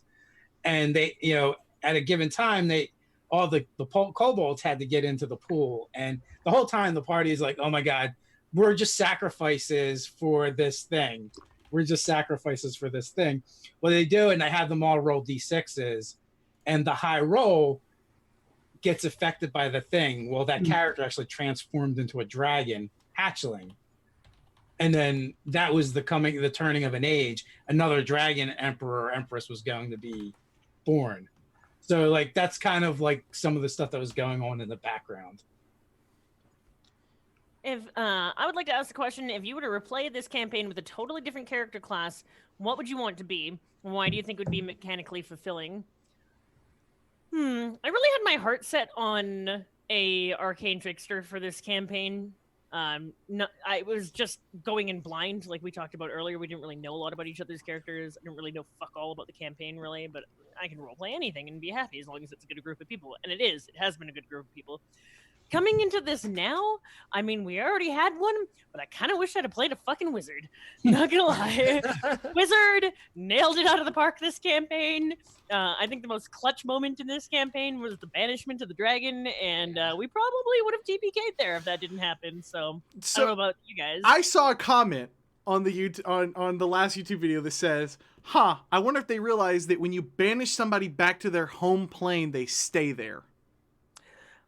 See, I addressed that question in chat actually a while ago because someone did say that, and the thing is that we banished the ethereal form of the dragon, but the true trained the true dragon form was still in this plane of existence. So I believe at that point we had just decided to rule of cool it and banish the ethereal thing, and then the dragon was able to recoalesce its presence. Maybe not the original ethereal form, maybe that one died there, but the dragon was able to reform again. So we did not use it as per the traditional banishment spell. Yes, thank you for pointing that out. But at the same time, way fucking cooler this way. Yeah. Oh yeah, that was like one of yeah. the coolest moments. Easily. That was really fun, like going through my spell list, going, oh shit, Jordan like totally fucked up and thought that teleport was an action and not a minute. I'm like, what else can I cast? And then I see banishment there and I'm like, what does this spell do? Because I chose it randomly. I'm like, oh, that looks cool. I need a 4th level spell. Like, yeah. And I've been fucked by banishment so many times as a DM. Oh my god, yes, it is so annoying because like players will like pull it out of nowhere. Like they'll just be like, "Oh, here's a big encounter," and they'll be like, "Banishment." And I'm like, "Oh, Goodbye, demon." Yeah, it's like, damn it. Marisha in Critical Role in their mock battle at the end of it took Grog and like banished him to another plane and was like, "Fucking bye," and it was hilarious. Yep. This question is for Lucky. Lucky, did you know today was Talk Like a Pirate Day? I did Arr. not. I did. That's why my name is LauraLania on Twitter. Nice. Also, James Leslie wants to know if we're ever going to do another Numenera game or other game systems coming up on Save or Die. Yes, there are. I run it. Can we go ahead and just tell about that game, Dave? Because it's coinciding with the thing and then the other big thing. So should we just talk about it now a little bit, sure. or you can give them the soft pitch? I like to know things. Okay, so here's what we're doing. We have 3 new things coming up in addition to the regular Wednesday game. So we have or really, it's 2 things. So it's 3 things overall. So we're going to have the Wednesday game with the cast I just talked about. Then in addition to that, we are going to have a Tuesday middle of the day game with which is going to start off with Torg Eternity. It's going to be Ulysses North America. We're going to have writers from the Ulysses North America and Ulysses Spilled games come on. So Torg was the biggest Kickstarter in all of 2017 in the tabletop role-playing game niche. We're going to start there. We may do some Wrath and Glory. We may do a whole bunch of other stuff that they have some really, really cool shit out. And that's going to be awesome. Starting off on that game is also going to include Mr. Jacob BUDZ from XP to level 3. It's going to include Mr. David Friant and then myself, and then Jeremy Pilipo from Black Magic Craft will be the other player in that game. And then the other cool thing we're going to do is we're going to kind of be launching a Patreon at the same time to give people access to Save or Dice After Dark, or to be determined what we want to call it. If you think we're raunchy here, we want to have a podcast to help basically pay for the cast on all the shows here and pay them a little bit more, because these are all very talented people giving us their wonderful time, and we want to pay them more. So we're going to do that by having a killer podcast with the crew from the Wednesday game, and it's going to be X-rated, M-rated, rated R, not rated, however, whatever classification you guys want to name that. It's NC-17. But that's the other thing too. I don't think we've ever really talked about what you just said. Is we pay the cast. Like, yeah, absolutely. We want to pay the cast and bring them on. Nice. Real nice. We want to keep paying more, so we need to find ways to do that. When we started Save or Dice, Dave, we looked and we basically asked all the other Twitch streamers and all the other YouTube channels who were like, hey, we want to do live plays, and no one, all your favorite ones, no one pays the cast. If they had a big Patreon like Glass Cannon Podcast or Roleplay, that was a little bit different, but everyone else, nobody paid cast, and we were like, that's crazy. These people have videos to make and their own streams to do and their own stuff, so let's pay them. Wait. Are you guys getting paid? I was just here. Like Cody was like, "Hey, just that's why you signed up. That's why you signed up for the Wednesday game and the Tuesday game and the podcast." I didn't know. That's bottom line. That's all it's for. Yeah, I don't believe we want anymore. We have to see face, guys. We want to keep talented creators on Save or Dice and make it an easy thing for them to say yes to, so we can all have a lot of fun and put on some really cool shit. And that's it. We're gonna pay people because they they need to like they have mortgages. It's also super fun. Yeah, they have mortgages. Look, Jordan's like, yeah. We got mortgages. That's the thing. I still pay rent. I'm poor. Me too. Sometimes I wish I paid rent. You are barely old enough to get out and like Yeah. start paying rent. Don't you worry about that. You got like 10 years. As What my are you talking about? and like heater 21, go out, right? I really I'm wish I turning- paid rent. I am turning 32 on Friday. Don't even settle I've been down. paying rent for like 2 years. Good on Don't you, talk man. to I me. can't believe how young you are. It just makes me sick. Good for you, man. This is Good not for an you. uncommon thing. Everybody my age is like this. You know what? Except I don't go to school. So unless you're like going to school and you have like a dorm or something like that, then it's different. But a lot of other You heard it here. children, kids my age. I mean, I have roommates. I have a lot of friends that also live on their own. So. You heard it here first on Saber Dice. Don't go to college, kids. Get out of school. Don't go to college. Start a YouTube channel about Dungeons and Dragons, and you dare just take your life from there, guys. Honestly, fucking do it. Do it. I have a It's, Fuck question the for Cody. system. yeah. What is the average run of shows on Saber Dice? Like, if I'm going to be invested in a storyline, are they 6 episodes like this one 11 was? to Are they- 12. 11 to 12. We've Okay. had 2 seasons that broke that kind of mold. Harbinger last season where I ran, I asked the guys, hey, will you do 2 seasons? We ended up not doing 24 episodes. And then we wanted to do a mini season here.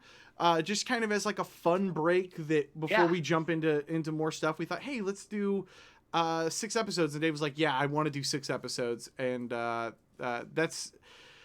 was like longer than a I don't know. I like 12 it. 'Cause 11 it's to a 12 good to answer your jumping on question. point, but you still have like, oh, I'm excited for Wednesday. Like like Jordan was excited to play on Wednesdays to see the finale and everything. Like it was fun, but I like that I like 6 episodes. I don't know. I felt like it was digestible. We want to do we like to do 12 episodes because when we go to creators, other YouTubers, other Twitch streamers stuff, it's really easy for them. If we're like, hey, will you sign up with us forever? It's hard for them to say yes to that, right? Good. So happy you're bringing that up Tia? because this campaign has been an experience for me. I have role played out of a car. Yeah. I have role played out of a hotel room for the first time, which is a little bit more common. And today, I'm not even gonna lie, I fucked up if you follow my Twitter at all, if you saw me like bitching about time zones, because I had it hard set in my mind that we were playing at 7 today, and one of my beautiful, wonderful viewers, fans, and friends was like, "Oh, are you excited for Saber Dice tonight in an hour?" And I was like, "Boy, am I!" I ran to the shower and did like the fastest costume change ever. These guys here, like, my hat's off to them. They have been putting up with my anxiety and my panic attacks and my last minute, I have no idea what's going on. I'm sorry. I have no idea what's going on. I'm sorry. And they're just like, oh, good child. Good child. So She was already like, guys, I gotta leave during the show, and I was like, during the finale, she's like, well, it's the thing, and then Dave was like, that's not how the time zones work, and she was like, oh yeah, let's play. It was such like a 180. We loved having you on, Tia. I'm just grateful that you guys are amazing in dealing with my crap, so thank you. And it will be too long before I get to roleplay with any of you again. It's so hard to find a group that you can just mesh with right away. Usually it takes a couple episodes, and considering this is only, like, some people take at least 6 episodes to get going with a group, and just right away we were like, yeah, let's do this, let's fuck shit up. Jacob, It's awesome. right away. I love you, dude. So much. I couldn't echo that any further. All of you guys have been a total blast to play with, and I will say, because kind of to go off of Jordan's question on like how long we're gonna be doing, we'll probably continue along 11, 12 episodes or so. But the podcast, I do want to mention the podcast, that's gonna go a year. So that'll be an hour every single week for the next 52 weeks in the same campaign when that launches. And we may go beyond that, I don't know, but that'll be a little bit more continuity with people. So anybody got any questions? Jacob, you got any questions? You got any questions about your own show that you were in? I mean, you never answered what fucking time we were in, or what world we were in, or where. Like, where I said it was his homebrew. Okay. It's just homebrew. Although you guys are throwing out so many wild, crazy ideas, I thought we were in another time, legit. I did consider switching to some of those for sure. So did I fuck everything up with the like we're going down to the basement and I'm like this guy clearly is really the bad guy, or was he really the bad guy? Oh, he was really the bad guy. Okay. Because if you pulled the DM switcheroo on that, I'd have been like, hats off to you, sir. So I was waiting for us to go back upstairs. That's not beneath Dragon me, to be sure. there. Dave, what was your plan if we decided to just leave on the boat? You guys would have had some different challenges. There, you'd been chased for a couple days. I probably would have had you run into more of the hairless apes, and you could have meet like some of the primitives that live there, and they probably would have assisted and aided you. That's the direction I was going to go, and then you guys would have had to figure out how to commandeer a boat and sail it out. And then we would have lost karma because we let this world die. Oh yeah, like you probably like the final scene would have been you guys sailing off, and in the sky you would see these four enormous giant dragons doing battle. Jeez. And it would be like raining blood. Dang, that's crazy. This is a beautiful question. And everyone, what's your favorite class and/or race, Jacob? So earlier there was a question that was it was directed more at Tia, but it was what would we have played had we known like the setting? I would not have played this. I would have played something like a Dragonborn cleric, but it's okay because it worked out. I played Halfling Bard because it's my favorite. I love Halflings and I love Bards. It's just kind of like me personified. I'm already this anyways, so it's just easy for me. So I was like, I'm on a show. I'll try something super easy that I've actually never really played before. The one character that I've really played the most is a human bard that I played for a long period of time. I was like, I'll play a halfling because I think they're really cool. And so halfling bard is probably my favorite next to tiefling warlock, which is also my other character in another game that we play. I don't know. There's like two very different things. Like one's like sort of like sinister and evil, and the other one's like hee hee. So I don't know why I like those two completely different sides of. They're both charisma based though. Yeah, I really like charisma. Jordan, what's your favorite class, man? Like class and race? Well, I don't really have a favorite race. I guess I tend to play humans a lot, but it's because I like taking the extra feat. Like really, that's what it comes down to. But it's got to be wizard, and I don't play a lot of wizards. And when I was approached for this game, like Cody, you were just like, Jordan, you can play whatever you want as long as it fits one of these pieces of art. One of these pieces of art that we had because we had another DM. Yeah, I got you. Yeah. And so I was like, okay, let me see the art. And I saw this gnomish looking guy, and I'm like, well, gnome wizard sounds fun. So okay, fun story. And I had a blast because I don't usually get to play wizards. I don't usually get to play. I'm always the DM, so it's always kind of fun. And like when I do get to play a wizard, it's a special treat, and it's even more of a special treat when it's a higher level wizard, because once you get past like 5, you get really interesting spells. And being a 10th level wizard, I'm like, holy shit, I can do like all kinds of cool stuff. So, just fun fact for you: when we had the other DM lined up, that art that you have for Saheem. That is Dave's character for the other dude. That's the art that he came up with for that character, and we've made some backup art just in case, because I kind of was notorious at the end of last season for killing a bunch of PCs, and so we made backup art, and you picked Dave's character out of all of it. So, Dave, you make a good character, so there you go. Yeah, what's your favorite class? Me? Yeah. Oh, come on. Drow wizards, praise Loth, glory to the queen of spiders. The world is her web, and we are her prey. All victories are hers. My chat was already like, they were like, she's going to say drow wizard, she's going to say drow wizard, she's going to say drow wizard. I'm like, you know me. Nice. Very closely followed by clerics, which is why I'm very upset with Wizards of the Coast that Theurgy didn't make it from Unearthed Arcana into Xanthar's Guide to Everything. Warcasters did, and Theurgy didn't. They were both in the same Unearthed Arcana thing. And Theurgy, and I know that there's an arcane cleric, but this is more like a wizard cleric, like the flip side of it. And if I can find a way to combine those, I'll send you the PDF if you're interested. It looks like my dream class. So if I could play anything, I would play a Drow Theurgy wizard. But what is currently and will always be close to my heart is Dark Elves and wizards. Dave, what you got? So, my favorite race, obviously, the master race dwarves, and my favorite class is probably dwarf as well. No, I just play. You know, like I have to always stop myself from going, "Oh, I want to play this," and it'd be great as a dwarf. So I do bounce around with my classes a lot, but it's like I do kind of like go back to. And had we done this game from the beginning, I probably would have been like, "Hey, you guys want to make a Dragonborn Kobold party?" Oh yeah, that that would have been cool. That would have been cool. Favorite class? It's not even close. It's the Bard. I have always loved the Bard. The Bard is who I am in my soul. I feel you. I am Even a in previous Bard. editions when it sucked. I loved it in 3rd edition. I made strength-based bards, and It's I didn't give a always fuck sucked. about AC. And I'd come Still up and I would sucks. haste myself, and I would cast 4 or 5 spells when concentration didn't matter, and buff yourself, and you would go into combat like a better fighter. I love bards. Is a piece of garbage. Bards are amazing. So here's a fun Followed note. by the wizard, which is my second favorite class because I like D&D to approach challenges, combats, puzzles, whatever from an intellectual side. So Yeah. I've always loved that. So Yeah. wizard would be the second class.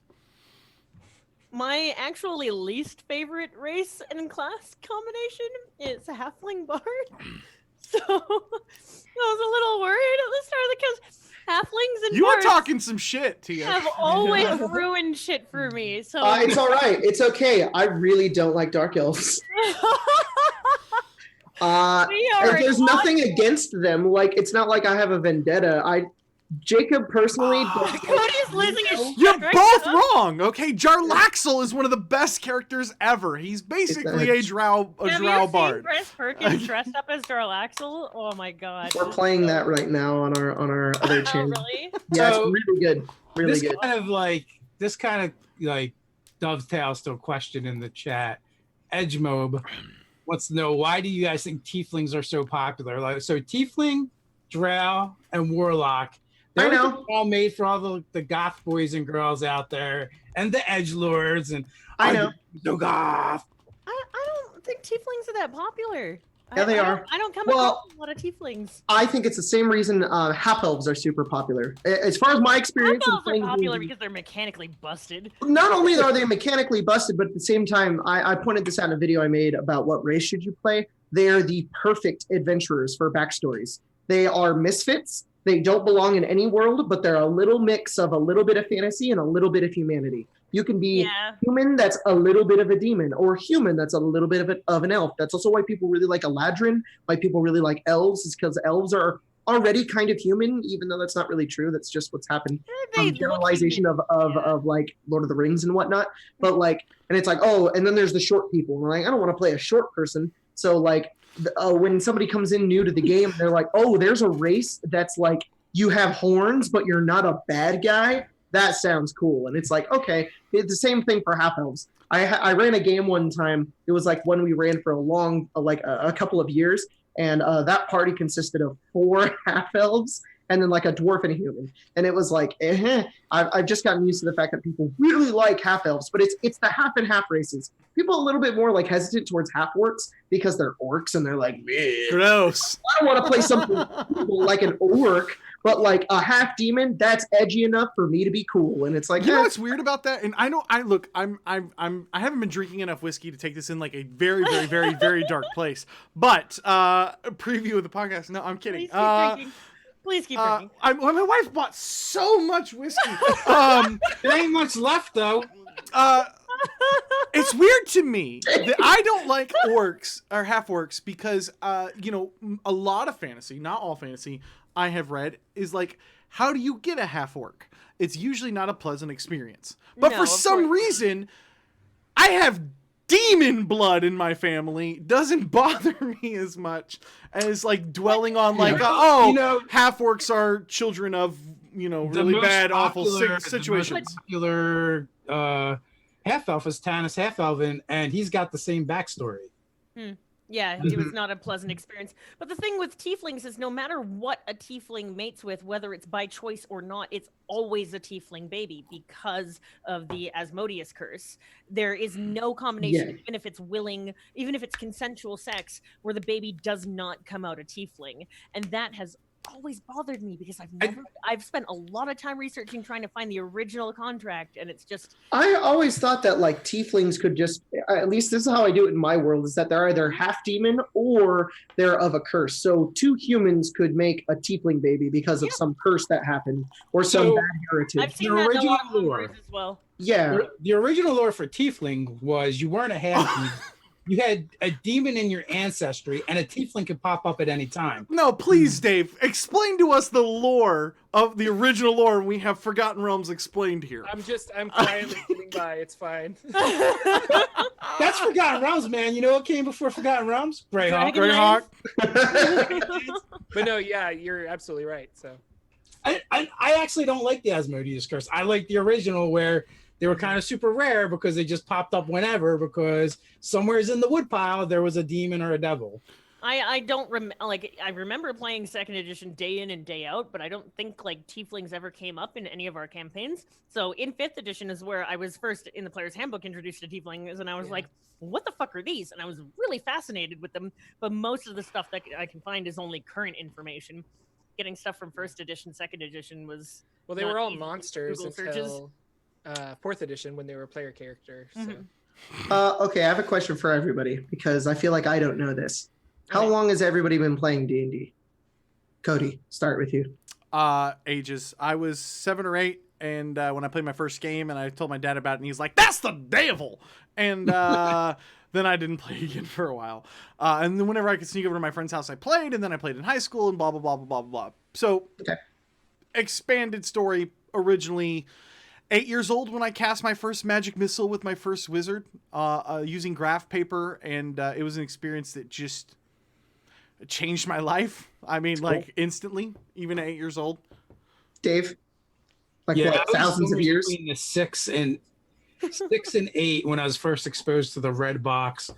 For like, my friend came over, showed it to me. Then I think we went and played like 1 or 2 sessions of Gamma World, the original Gamma World, and then it wouldn't touch it again until my like tweens, early teens. So, you know, a solid 30-ish years or so. Amen. Tia. Started 20 years ago, played religiously for like almost 6-7 years. Took a huge World of Warcraft break because I didn't like 3.5. Got back into it a little bit for 4th edition because this beautiful fucking baby was released, Men's Overands City of Intrigue. Oh my god, beautiful bitch you. And then got reinvited through the power of the internet to do 5th edition with Misclicks and Encounter Roleplay, and now you guys and a bunch of Scraticus and a whole bunch of other wonderful people.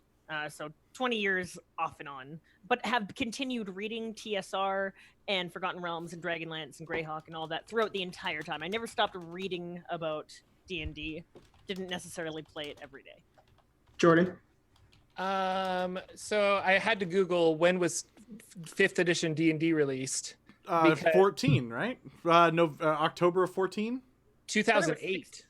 Wait, a 5th edition? Oh, 4th edition was released 2008. 5th edition. I was like, excuse me? I was like, no. Well, no, I Googled 5th edition and I see a big 2008 on my screen here. But yeah, okay. 20, what did you say? 2014. I'm 100% positive it's 2014. So July. it was No way. D&D Next maybe July, but not like the player's handbook. This is why I know. Bullshit. I had no idea D&D Next was happening. We had been doing Nerdarchy since January. Yeah. Bullshit. And I was like, hey, Wizards of the Coast just released this free thing. And we downloaded the free rules, and it was in July, in the beginning of July. And I'd have to go back and check my videos, but I'm pretty sure. Bullshit. It had to have been like the last quarter.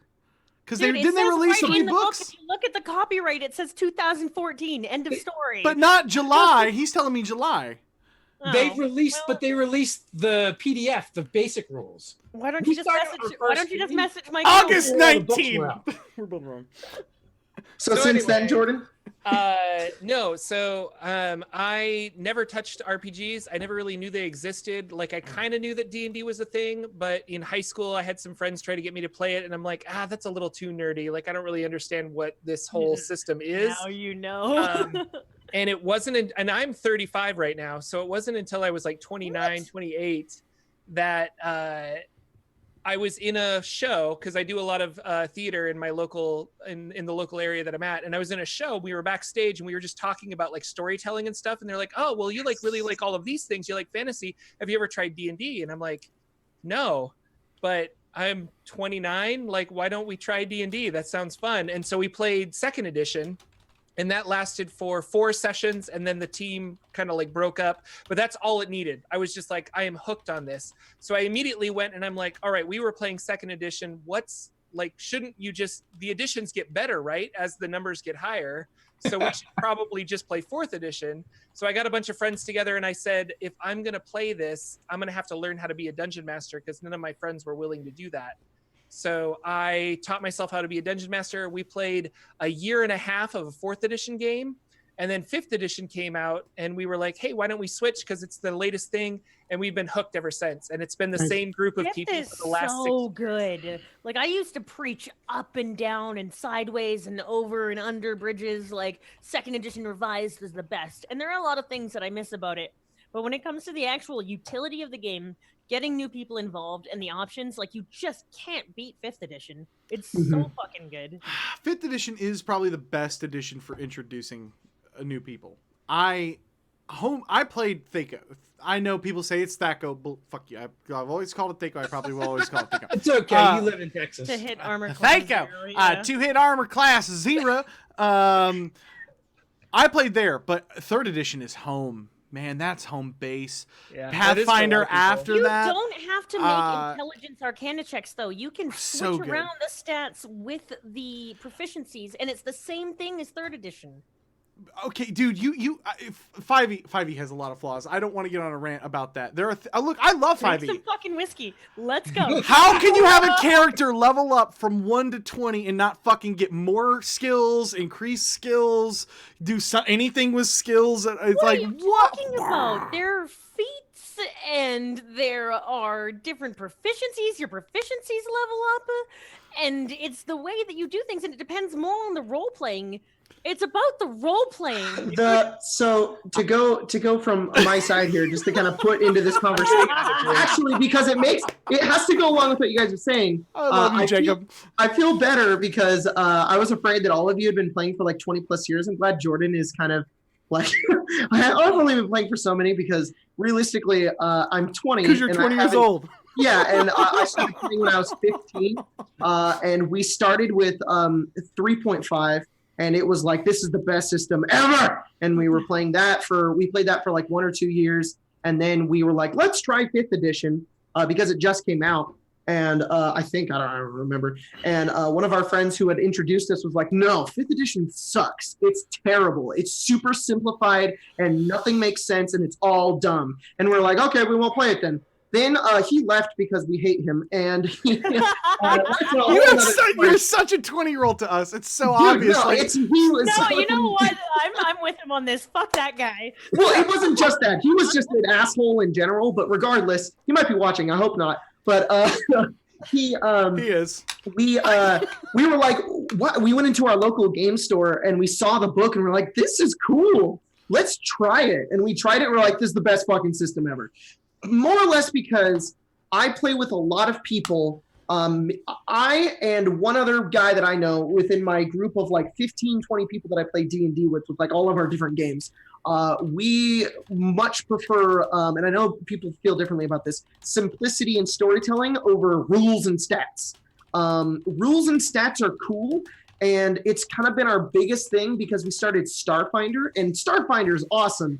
But Jesus Christ, a game of Starfinder takes 6 to 8 hours to get anywhere because we're like, oh, wait, what's the EAC? Oh, right. Can I use resolve points? How do I do that? Well, let me go to page 300 and fucking whatever to try to figure out how to play this complicated ass game. And it's really frustrating. And it just reminds me of playing 3.5. I made him mad. White Wolf in my chat has a question, and it's a pretty general one. What is everyone's worst experience as a player? Don't ask that. Don't ask that question. That's a terrible question to ask people who have been playing the game for 20 years. I was a young lass, and I'm not Oh, I'm so excited. When I'm so I excited. was a young one, I am not proud of this in any way, shape, or form. But I was dating my dungeon master, and my dungeon master and I broke up. And then I started dating another player in the group. And that went great. I was like 15, dude. Fuck off. Yeah, we were all stupid at 15. I mean, Jacob, you know. Yeah, thanks. And I don't think at that point I have to settle it down to a single experience. I think just by leading with that, you can tell that the rest of that campaign was not fun. I know I was stupid when I was 15, Cody, because I played 3.5. I mean, I'm not even gonna. Oh, you just got burned by a kid, dude. Bro. Oh my god, I pay taxes! Jesus Christ! Okay. Y'all are old! I can't breathe. Oh shit! We apologize for your ears, headphone users. Oh, sorry. Listen, Yeah, I'm listen. At 15, man, we were all dumb as shit. And if you're 15 and you're watching us, we love your face. It gets so much better. It gets so much better. So yeah, we were talking about that before the show started, and we were talking about sweatpants and Magic the Gathering playing and being called the not gay because you were trying to pretend not to be gay because you're a choir boy. It was teenage years were just, for all of us, were just chaos. Brutal. So it gets better. And if you were older, they were more brutal. So Jacob, you really like storytelling driven games. Are there other games besides D&D that you're playing that are more Oh my god, yes. I'm so glad you asked that. Oh, what are you playing? I don't know if anybody's ever played this before, but it is a system called City of Mist. It is super fun. I've heard and of it. It is all role playing, and it is great. And Cody will hate it because why will I hate it? I'm just joking. I've been playing D&D longer than you've been alive, motherfucker. Don't tell me what I will and will not hate. So, anyways, I like the game isn't very D&D, and it's not very. It's a role-playing game, but it's not really a role-playing game. The way I like to describe it is it's a team storytelling game, because realistically, there's a GM, or I think they're called they're called something else, but the GM is basically like a referee. Everybody else has characters that are kind of like superheroes, and you don't have stats. You only have like tags, and the tags give you bonuses on rolls. You only roll like D6s, and it's literally just, do you fail, do you succeed?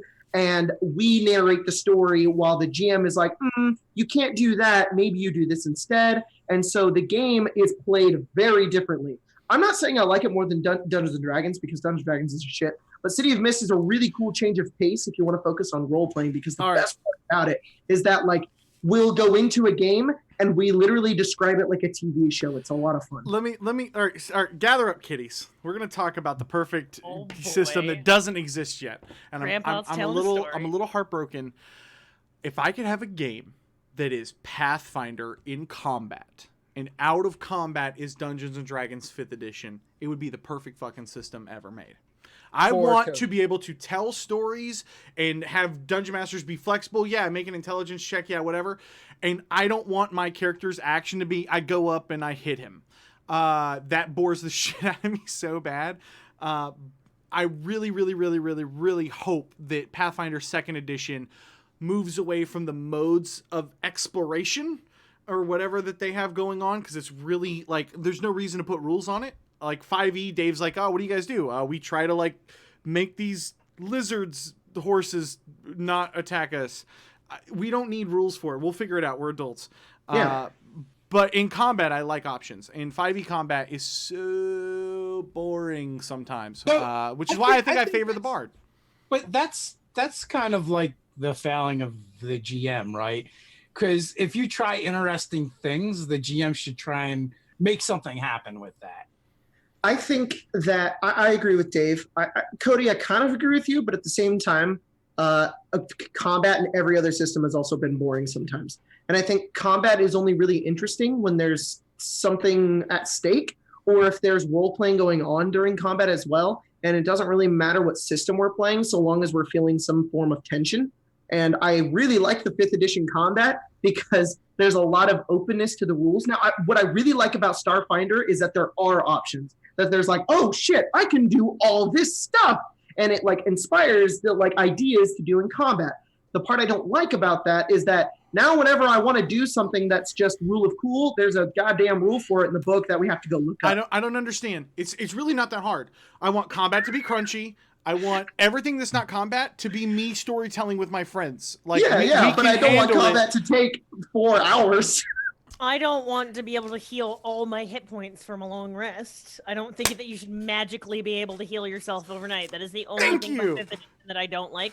I understand because most people that play D&D, that I imagine in my head when I say most people, and I'm blanket statementing this, get together once a week to play D&D, and they cherish that time that they get to play D&D. We as content creators are very fortunate in that regard. I'm playing D&D Tuesdays, Thursdays, Fridays, Saturdays, and like, you know, I don't have to worry. But when they're trying to go through a week and want the story and they want to go play their characters to their maximum potential, then the healing makes sense. But for people, it's almost like we need to adapt like a different system for ourselves in 5th edition so that we don't Streamers D&D. Streamers D&D, yeah. Content creators. Who remembers resting for 5 days? So you yeah, dude. Leveling hit points, but if you made it check, you get double your level hit points back. My OG DM for 3.5 was like that, and I'm not gonna lie, it's a really fun way to play because I am not like that. I kind of like number crunching sometimes, but I think about my players too, and they don't really like it as much. But at the same time, there's a lot of fun I have with like, let's spend 4 days in a dungeon and we don't gain anything back. It's like fucking hardcore. I love that. It's super fun. Tia, you need to play a game of Dungeon Crawl Classics RPG. Oh yeah.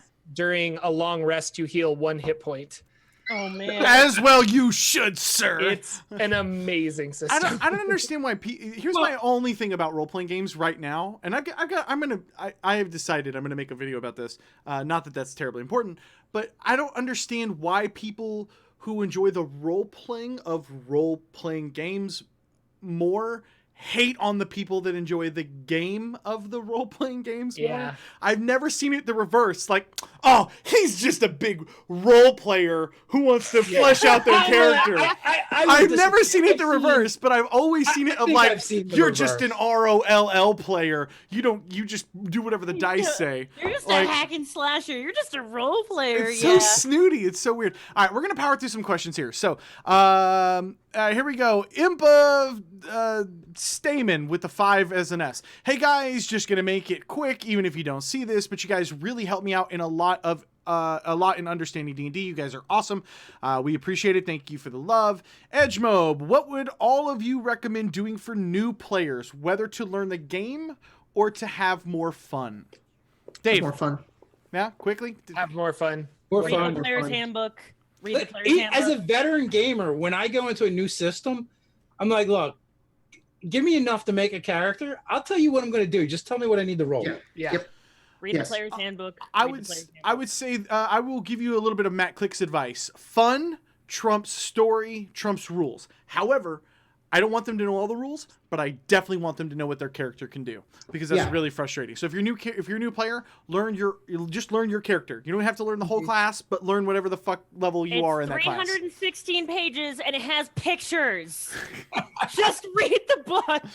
That's a damn hard book to read. I tried. Oh god, it's awful. I know. I did it live. Fuck that. What is a terrible monster of 5e that you wish was better? Okay, I'm not gonna go with a terrible monster, but a monster I wish was better. Hags. Hags, their stats are garbage. I really wish they were better. I don't have an answer. I don't agree with that. I don't have an answer for monsters, but I've been seeing it a lot lately, and it's trendy, so I'm going to say Cruels. Old ladies or whatever they are. Did you say Tarrasque, Dave? Like they should just be unkillable? They should be. No, they're just so lame. Like, it takes a lot of work on the DM's part to make a Tarrasque as fearsome as it should be. That's like true. You can just kite that monster and it can't do anything. If I was running the Tarrasque, that won't happen because it'll pick up buildings and throw them at you. Quick question from my chat: does falling damage cap at 20 or is 1d10 per feet maximum? 20 die 6. Okay, Screw that. 26, not 10. Okay, so there you go. That's a double By the way, line. we looked that up one time to figure out how fast you fall, because I had some players in an airship fall out, get pushed out, and we were like, "Oh yeah, you got a couple rounds to react." Bullshit. I was like, "You're 300 feet up in the air. You got a round before you hit the ground." Yeah, That's not even like, close. Like the hello? first, you fall like 400 feet in 6 seconds, like Yeah, 4 it's- seconds. It's crazy. Hello, terminal velocity, anybody? Oh, What do you it's- think is so Jordan, damage? you were gonna say something about monsters? Yes. Sure. So I can't remember the specific stats of the gelatinous cube, but I remember when I threw a gelatinous cube at my players, they mopped it up faster than I had anticipated. And I'm like, that's such a classic monster. I really feel like it should be able to do more. Yeah. That's why you have to Yeah. put it in a pit trap and have them Yeah. fall into it. Oh, that's Well, savage, dude! I I got was my gonna drop revenge on them with, from the ceiling. Tome of Beasts came out with a oozasis, which is an oasis that is a giant ooze. And Oh. that was fun because it was pulling in like 4 or 5 characters at a time. Creature Codex has some sick stuff. I'm a Yeah. little mad about the codex because I made a video about kill your players with kobolds, and I said give them breath weapons and make them like big hulked out like the Joker in the Batman Arkham series.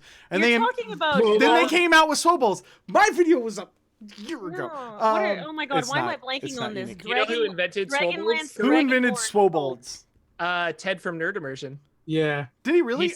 He submitted it to them. Yeah, I it was got- he's got proof because it's like on a stream or something. I He got made a video so about it. drunk with Ted at Gen Con. Yes! I got so drunk with him. He is. He's a great guy. He's I love Ted. he's very New York. Gelatinous cubes are my favorite monster ever, and I Draconians. oftentimes give them like double their hit points. Here's a great question. Best way to start out as a new DM that has never played before. Best way to start out? By the Run the starter starters. box. Run the starter set. It's amazing. Yep. Run the starter set is a good one. Also, buy the Dungeon Master's Guide, and after you read it, run a random like one shot. And by one shot, I mean you can roll randomly in the Dungeon Master's Guide to make Yep. a one shot for yourself, Yes. and it'll click into place. Like, oh, I'm making it up as I go, which is kind of what happens when you play because the players throw things at you that you don't know what's going to happen, and so you make it up as you go. And so that would be my advice. I had someone in chat that's what's everyone's favorite type of creature or monster? I already Oozes. said gelatinous cubes my favorite. I love oozes.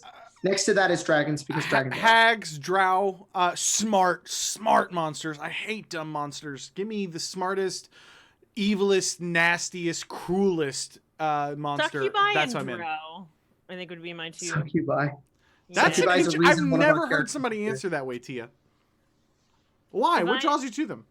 Alyssa from War of the Spider Queen, which you haven't read yet. Once you read that, you'll know. I've read 15 of the Did I books know? and I'm not there yet. I mean, it's not like I'm not read up on it. No, It's so good. she's it's just so good. She's I'm so in the good. middle of Sellswords trilogy. All right, I'll get there in like a week, 2 weeks, something like that. I believe in you. I believe in you. A Nope. succubus is the reason why one of our characters in our current live stream games exists, so it's pretty fun. I would have answered before War of the Spider Queen doppelgangers because I really like Oh. like doppelgangers, mimics, things that just like are not what they appear are always very fascinating to me. But succubi also have that demony edgelord thing that we talked about, which is just cool. The best like- version of I the like doppelganger. Olays and Grex and Grills. Oh, That's cool. Creepy, crawly, intelligent. Monstrosities. Yeah. Carrion crawlers, like some classics. Yeah. Hell yeah. I will tell you, no BS. The best, like if you're like, oh, doppelgangers are interesting, but they're kind of lame, dude. If you've ever watched Supernatural, the TV show, they call them shapeshifters. You're like, oh, that they're the impossible monster. Like they're the one that ruin your life. They don't just kill you or whatever. They ruin your whole life. no, they'll kill somebody close to you and then like ruin your life. Uh-huh. Yeah, that's why I like them. It's because it's one of those things that like I love physical battles, don't get me wrong, but the mental battles and that isn't just role playing, the stuff that really like sticks with your head and fucks with you years later. Like that's the kind of stuff I love. And those are the kind of creatures that can do that. Mm-hmm. Okay, really interesting question here, guys. Do you think Ravnica will do for 5e any good? I already think it is. Absolutely. I I think don't that know the anything British- about it. It's another source book. Like, I don't care. Like, I don't understand the hate that book is getting already. It's getting Just hate. because I mean, think like, It's there's- because role I don't players get are the hate snooty, either. man. I don't get Yeah. it either, though. It's tied to the Magic the Gathering world, right? yeah. We've all Well, been you a have, part like, of the fucking tourists TSR and- family since fucking 1970 whatever. So build a bridge and get over it. It's a playable system, just like Ravenlands or Ravenlands. Ravenlands? Hashtag Ravenlands. Everybody tweet. Hashtag Everybody Ravenlands. tweet Tia. Okay. It's Hashtag been a day, Ravenlands. okay? Wait. Reply. No, the best thing you do is reply to her tweet from R.A. Salvatore, giving her Drow house name. Find that tweet and then reply to that. Hashtag Ravenlands. Oh my god! I wanted to know, no, Jordan, no, what's your no. favorite monster? My Or favorite monster? Yes. No, it's Gelatinous Cube. We went over this. Oh, okay. I didn't know if that was your Is that favorite. really? Like, I like these. Your favorite. No, I would say like I really like cubes. I really like oozes. I guess I should say. Like So you're that's a your Gondodar- go-to. You're a Gondodar fan, then. You're writing an adventure. That means you're part of the Dark Pantheon with me. there we go. Yes, dude. So- I knew I loved you. So Jordan, you're writing an adventure for your players. And you're like, I've got a great villain. I've got a great hook. I've got a great plot, and it'll be a cool reward at the end. Here's a really interesting combat. Gelatinous cubes are needed. I'm gonna stop you. So I have written a story that I haven't ran anybody through yet, but it's about a intelligent oozes that worship Juiblix, the demon prince of oozes. That's And awesome. they're intelligent, and so so I basically statted a bunch of oozes, and I gave them more intelligence so that they're not just like mindless things. But no, like I love oozes. I think they're cool. You throw them at the right players who haven't experienced them yet, and they're just like, Yes. "Well, I'll cut it with my sword." Well, now you've got 2 oozes. Well, I'll So- do it again because I'm stupid. Well, now you've got 4. Like I don't know. I think I like. So, I just like them as monsters. Tia was saying that the monsters that really stick with you are the ones that kind of like change your perspective and really outsmart you. So one of the first games I ever ran, and my players all remember this, it was so much fun. It was for all of us, was a cave. And in the cave, it was all like stacked upon stacked of gelatinous cubes all along the walls. And it was like a maze of cubes, so they couldn't touch the walls. In the walls Oh no, were they're actually bodies and corpses and things, and it Floating. would shine through the cubes. And it was a lot of fun. And everybody was just like, oh, geez, this is like a graveyard, but it's really colorful. And it was like, yes, fight the Jello. And it was But you're lovely. right. Players can figure it out pretty easy if you play them as stupid, Yeah. like instinctual creatures. What are we tweeting to Tia again? I made a poll. I made a poll and I hashtag. It's Ravenlands. Ravenlands, thank you. No, it's either Ravenlance or Dragonloft. But now. you have to go find her tweet where she's like, R.A. Salvatore responded to me and gave me a drow house. You know that Margaret Weiss named my Dragonlance Ravenloft character, right? Go find that tweet. I'll find it and I'll link you know, it. so- And then it y'all was- can all make sure you tag Sorry. I want you to Sorry. tag Bobby. Sorry. Tag Sorry. Bobby in that tweet as well. Sorry. How It's mem- okay. How memory beef? We're It's just like, okay. yeah, it's Bobby. They're just mad because Matt Mercer follows me. You know, funny story about Mercer. I worked for like a year with his aunt. It was the so strangest thing. cool. Like the world is so small. Yeah. She's like, "Oh, you started a YouTube channel," and I'm like, "Yeah, I've got a YouTube channel. Like, you know, I want to do this full time one day." She's like, "Oh yeah, you know, blah blah," and I was like, "Oh yeah, you know, there's this guy Matt Mercer." She's like, "Oh yeah, that's God my damn it. nephew. Here's our family reunion picture." Just like, That's funny. the weirdest- That's great. it's the weirdest stuff. Can you believe that, like, all these many years later, that we're on a fucking talk show about D&D? Like, that's still. Oh no, it's insane. It's insane, that's, right? that's what we're doing right now. We're having fun talking about D&D. It's a show and a job and a thing. Like, we had a little brief discussion about this before the show started today. Like, I had kids throwing rocks at me, spitting on me when I was playing cards. I was shoved into lockers for real. People would take my books and throw them in the toilet and stuff like that. And now D&D is like the cool thing to do. It is. Yeah, it's weird. It's on Stephen Colbert on the Late Show or whatever, and it's just like, is this? I feel like that kid from that viral video from I don't know, wherever. Is this real life? David Goes to Dentist. Oh Is yeah. that aged for you? Is this real Jacob? life? And he was probably your age when it came out, right? Yeah. So we used to refer to playing D&D as rocking out, because like we were all like metalheads. Oh, But yeah. like the first rule was you never talked about D&D. We had like Fight Club. lingo for it. Like, I wish we had been smart enough to think of that, because we were metalhead. Like, I was Black Label Society, Pantera, Slayer. Yeah. One time we accidentally left a Slayer song on for 8 hours because we put it on for a combat song, and we were like, "Why are we so hype like this entire We used to episode?" put on Manowar. That was Love Manowar, yeah. that was kind of like the thing. You show up at Tia's house, the beautiful people, the beautiful people. Dude, I used to rock so hard. Now I'm more of a laid back kind of trance EDM chick, but I agree with you. I have a question for Jacob. Jacob, buddy, listen.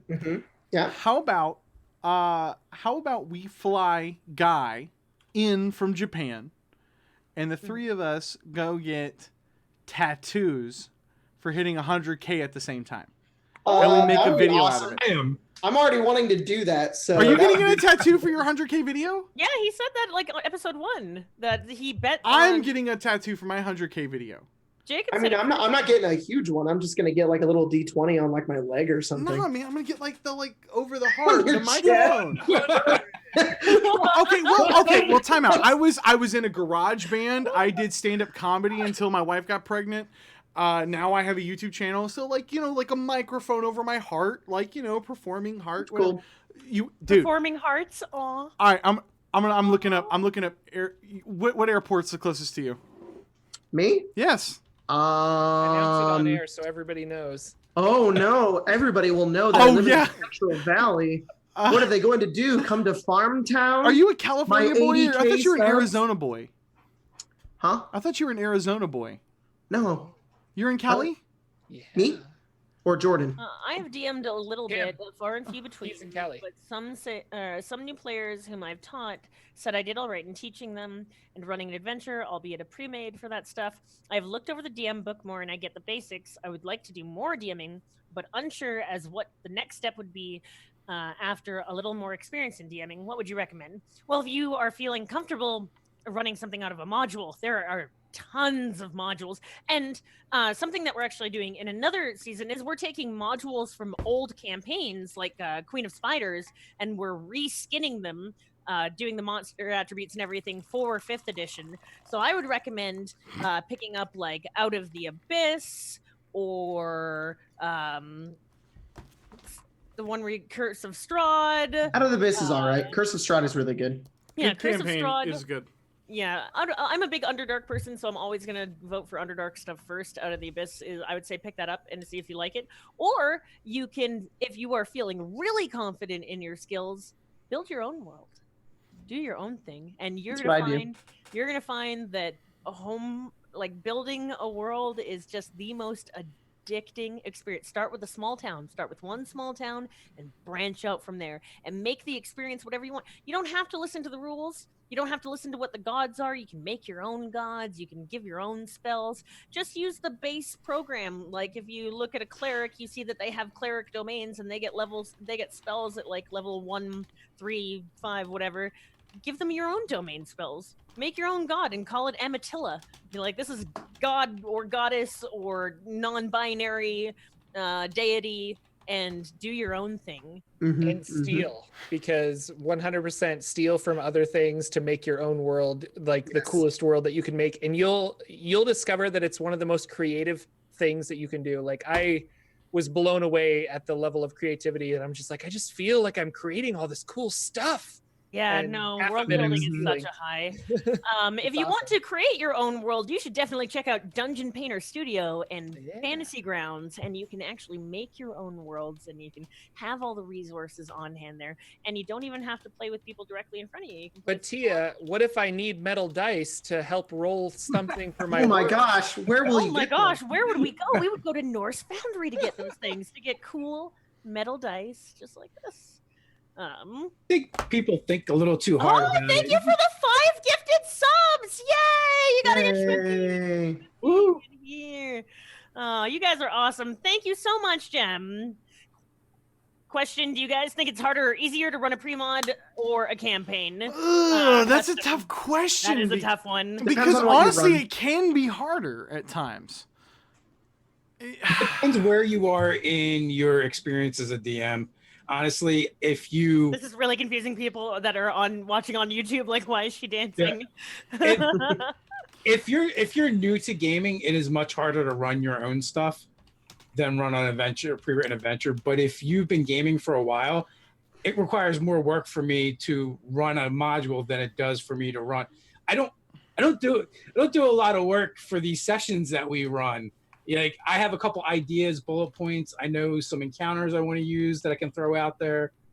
But for the most part, I just react to my players and build the story off of what they do.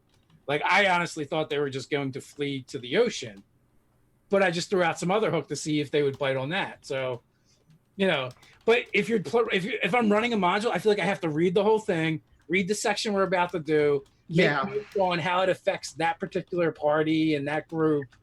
So I personally have a hard time running modules, and I feel like I have to do a hell of a lot more work, even when it's a really easy game like the starter set, because I have to read and do homework.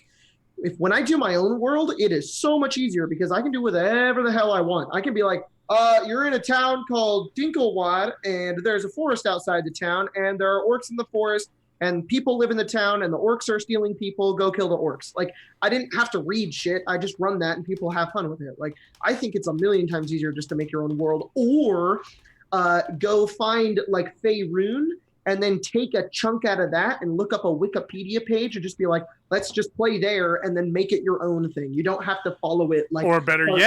Or better yet, you subscribe to Jordan. The PH is silent. There you go. And you steal some shit from him that he says. Mm-hmm. I promise, Jordan, I will steal so much stuff from you, especially Steal after away. that tweet. It's weird, Jordan. Just go tell Wizards of the Coast. This is such a weird climate to say this in, and I don't want to get in trouble here. No homo. I love you. I love what you do. Well, you kissed the heme right on the lips. I know. Oh my right? gosh. I seriously, I've told people from day one, like, Forgotten Realms Explained is going to be one of those YouTube channels that is like 200,000 subscribers very, very quickly, and every video has 600,000 views on it. Seriously, guys, if you guys haven't watched this whole show and not checked out Jordan's channel, shame on you. Like, his channel is amazing.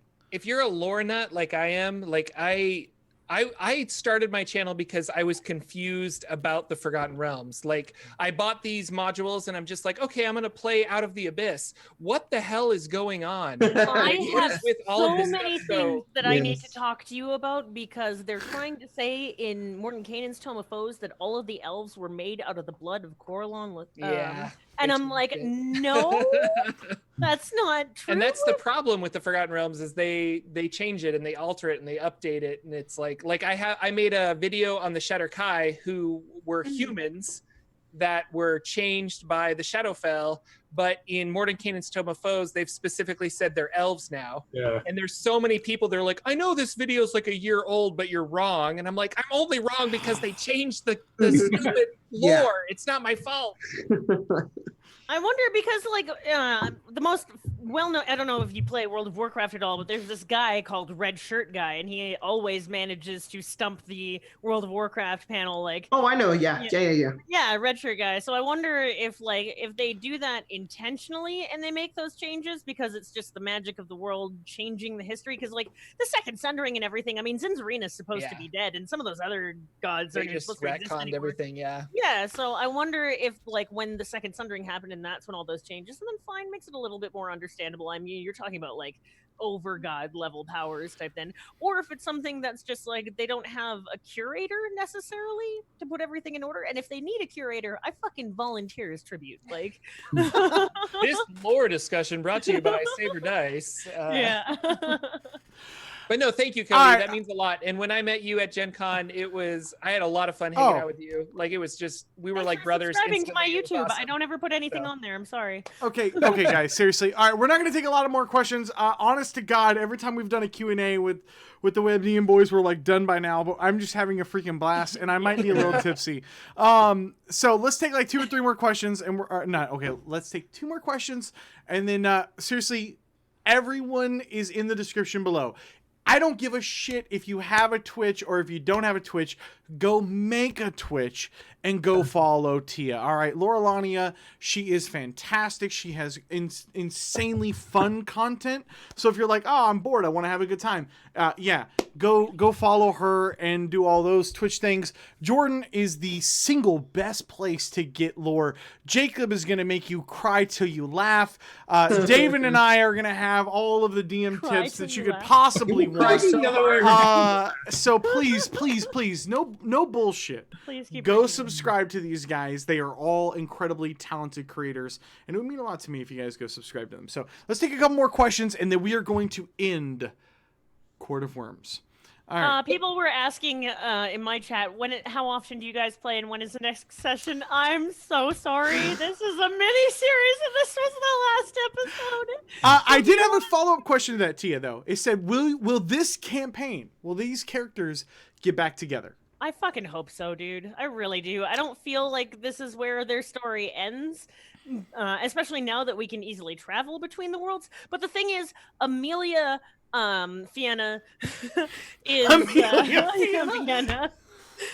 Fianna. The whole point of this, when I made that character, I did have it in mind that it was going to be a 6-episode thing. So it's my first time actually. She is an elderly elf. Like, she is at the end of her years, and her true love, Nathaniel, is also a human that is honestly past due. It is time for both of them to make their journey into the next world. So while I would love to come back as another player and play with these people again, will Fianna, Amelia, Fianna come back? Probably not. Her story, I really like where it left off, and I would like to retire that character as Time travel.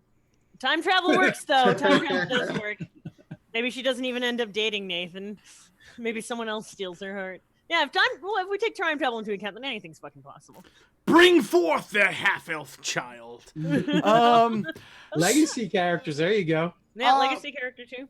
So outside of RPG, what kind of board games do you guys love to play? Don't get me started. Oh my God! Okay, Smash Up, Warriors. Do you play Smash Up, Dave? Yeah. Bullshit! You play Smash Up? Yeah, man. Absolutely. Bullshit! Monopoly. You Space really play? zombies for the win. Monopoly. Are you story. serious right now? I love aliens, anything. You know, Monopoly's fun.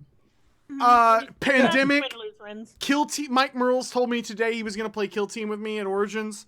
That's what I got. Mansions of Madness, Mysterium. Mice and Mystics. That's a great game. There's this Star Wars game too called Imperial Assault. That's really fun. Are you just pointing out all the games? Am I a normie? Cody? Those are literally all. That's not even half of my board game shelf. I don't like really long board games because I'd rather just play a tabletop RPG at that point. But there's different rules. They're fun. Cards Against Humanity, Cards Against Humanity. Happiness, like Apples to Apples, like those kinds of games I like. But I'm with you on that. I don't like. Besides Risk, I don't really like board games too much. Yeah. Risk is like get the alcohol, get some friends, and prepare for a fucking fight. Oh God, no! We take it so seriously. It's just like, all right, what are you going to do? It's crazy. Jordan looks like he has like a whole shelf behind him. Yeah. There's a few. Betrayal at House on the Hill is probably my favorite. Oh, that's an amazing game. Yes. And I can't play it enough, nor can I find enough people to play it with. So it's one of My favorite game of that was I ended up being the betrayer, and I was playing the little girl. Yes. And at one point, they decided to give me the revolver because I had the high agility. And I ended up being the betrayer, and I opened the gate to the other world to let Cthulhu, the Cthulhu beings and the great old ones in. So that is like my favorite game. And then but lately my favorite game has been Scott Pilgrim's Precious Little Card Game.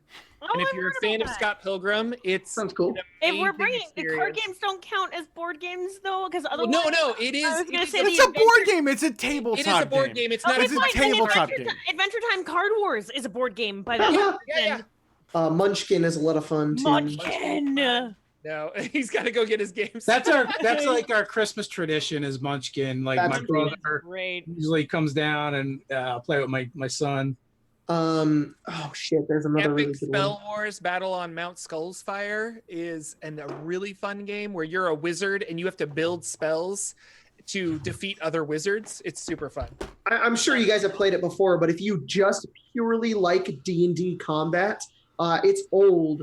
I don't think they sell anymore. They make it called like Magic the Gathering Planeswalker stuff, but it was called Heroescape. Right And it there. had like massive sets you had to build. So much fun. So much fun. I still have all I the could go into card games for days. I played the WWF trading card game, Pokemon, Neopets, Jihad, every form of Magic the Gathering. Cody's gonna explode. Oh my god! I traveled to Oklahoma and other states to play Magic the Gathering. I played Dragon Ball Z, Pokemon, and then Dragon Ball Z, and Magic the Gathering, and then Magic the Gathering again. Dude, if you didn't play Neopets, you were not a I piece of met my shit. wife through Magic the Gathering, basically. I went back to a buddy's house not a buddy's house, a buddy's comic book shop after I had quit playing, and my previous girlfriend was like, I don't love you anymore, see you later, bye. And I was like, oh shit. And so flash forward a few months, they're like, hey, I can't play Magic the Gathering anymore, let's play poker. Great, let's play poker every night. And then we played, they went up to a restaurant afterwards, we got smashed.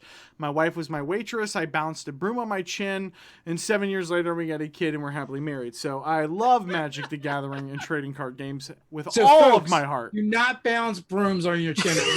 For the kid. If you, I tell you what, if you bring me a broom at Gen Con, I tried to I marry will you. sign it and balance it on my chin while I whistle the national anthem for you. I was trying to make it happen. We got some new 40k Necron warriors. Oh, nice. I never played 40k. I mean, neither. Dude, the new kill team is amazing. It's like, hey, do you not want to play 40k and spend Two things I've $2,000? never done Great, is- you should play kill team. What was my raw deal? I played China and I played Triple H and I played Eddie Guerrero, but China was my favorite. Two things I've never done and I'm really sad is playing Warhammer 40k and I've never LARPed. I haven't is- learned either. It is my greatest Wait, disappointment. do videos count? Because we've definitely run around the woods in costumes and Nerf like stuff. I mean, But that's for videos, right? yeah. Is it no, LARPing or is it? LARPing has like Which rules and stuff to it that makes it. Oh well, no, I've never done I that. miss LARPing, or I miss the idea of LARPing. I never got to do it, so like, sorry, it's been a day. My words are all over. I'm not even drinking, and this is. All right, y'all. We're losing. No, I'm kidding. We're not losing anybody. We love your faces. We're gonna take one more question. much. We're gonna take one more question. Best question asked, and we're gonna get out of here. Come on, we're waiting. We're waiting on chat to catch up. What is your raw deck? I assume that's raw, like the wrestling thing. Yeah, that's why I was Okay. answering China, Eddie Guerrero. I love hope the it's the elbow wrestling thing. Card. Yeah, the Uh, elbow card, the 2 points for the elbow card for the basically counter spell, fucking greatest. No, there's a wrestling RPG that my friends are trying to get me to play. Oh my no! They run a podcast called The Wrestle Boys, and they want me to play on it with them, and it's That's awesome. pretty epic. Yeah. Yu-Gi-Oh is the best. Card Fight Vanguard. Okay. What is your? I don't know if we could take that as the best question because I don't think that applies to everybody. Do a fan meetup. Okay, so I will tell you here. TwitchCon? I will tell you here. We have had. Dave, forgive me. We have had previous cast members who have said that they would not attend a convention unless they were paid for it, which is kind of insane to us. So we have a big potential now with cast in the future of possibly trying to put something together at a convention. Be cool. I believe we will all be at Gen Con next year. That depends on the TSA flight Okay. regulations. Potentially Origins, Gen Con, or PAX Unplugged. I will not be at PAX Unplugged this year, personally. I'm going to be building a computer. But there is potential to have a fan meetup with all of us. And I'd love to have everybody past, previous, current, whatever cast members for Saber Dice, because we've got a pretty big list there at this We're point. Gen so. Con Indiana, I think still, yeah. Yeah. I've actually never been to a Gen Con. Have you never been to a Gen Con? I previously lived in the land called Canada. You may have heard of it. And in Canada, they don't really do conventions. Tia, we'll chat. We'll chat afterwards. My wife came to Gen Con with me this year, and it was insane. We'll have an experience. So It was my first Gen Con. It was amazing. So, yeah, met up with Jordan, met up with Dave, got smashed, played a lot of games. It was super fun. So I went to BlizzCon on a fluke because I got free tickets, and that was really fun. So we tried to go again this year, me and my friends, and the tickets sold out in literally 1 second each time. Bullshit. So, yeah, No, that BlizzCon is fucking insane with tickets. Like, you do not fuck with that shit. You have 6 windows open. You hit enter on them all at the same time. You hold your breath and you pray. I don't even buy tickets anymore. Who of the cast plays Overwatch? I don't anymore, but Do you play on played PC? it a lot. Do you play on PC? Yeah. Bro, we're about to do some streams. Okay. I am doing BlizzCon and TwitchCon this year, and if you see me, if I'm doing literally anything other than pooping, just come up and say hi. Like, even if I'm eating with friends, just come and say hi. I really don't give a shit. But if I am pooping, please leave me alone. I cannot think of a better meme to end on Court of Worms than that. So if you see Tia at a convention and she's not actively pooping, please come up and say hi to her. No! My name is Cody with Taking 20. We have Jacob BUDZ with XP to level 3. We have Jordan Peterson. No, not that one. The PH is silent. With the Forgotten Realms Explained. We have Tia Zimmer, aka LauraLania, on Twitch, and signing off with the Whiskered Warlord, the one, the only, David FRIANT of Nerdarchy. This has been Court of Worms. We'll catch you guys in 2 weeks back here on Saber Dice. Bye, Take guys. care. Thanks, everyone. Bye, guys. We're going to sign off on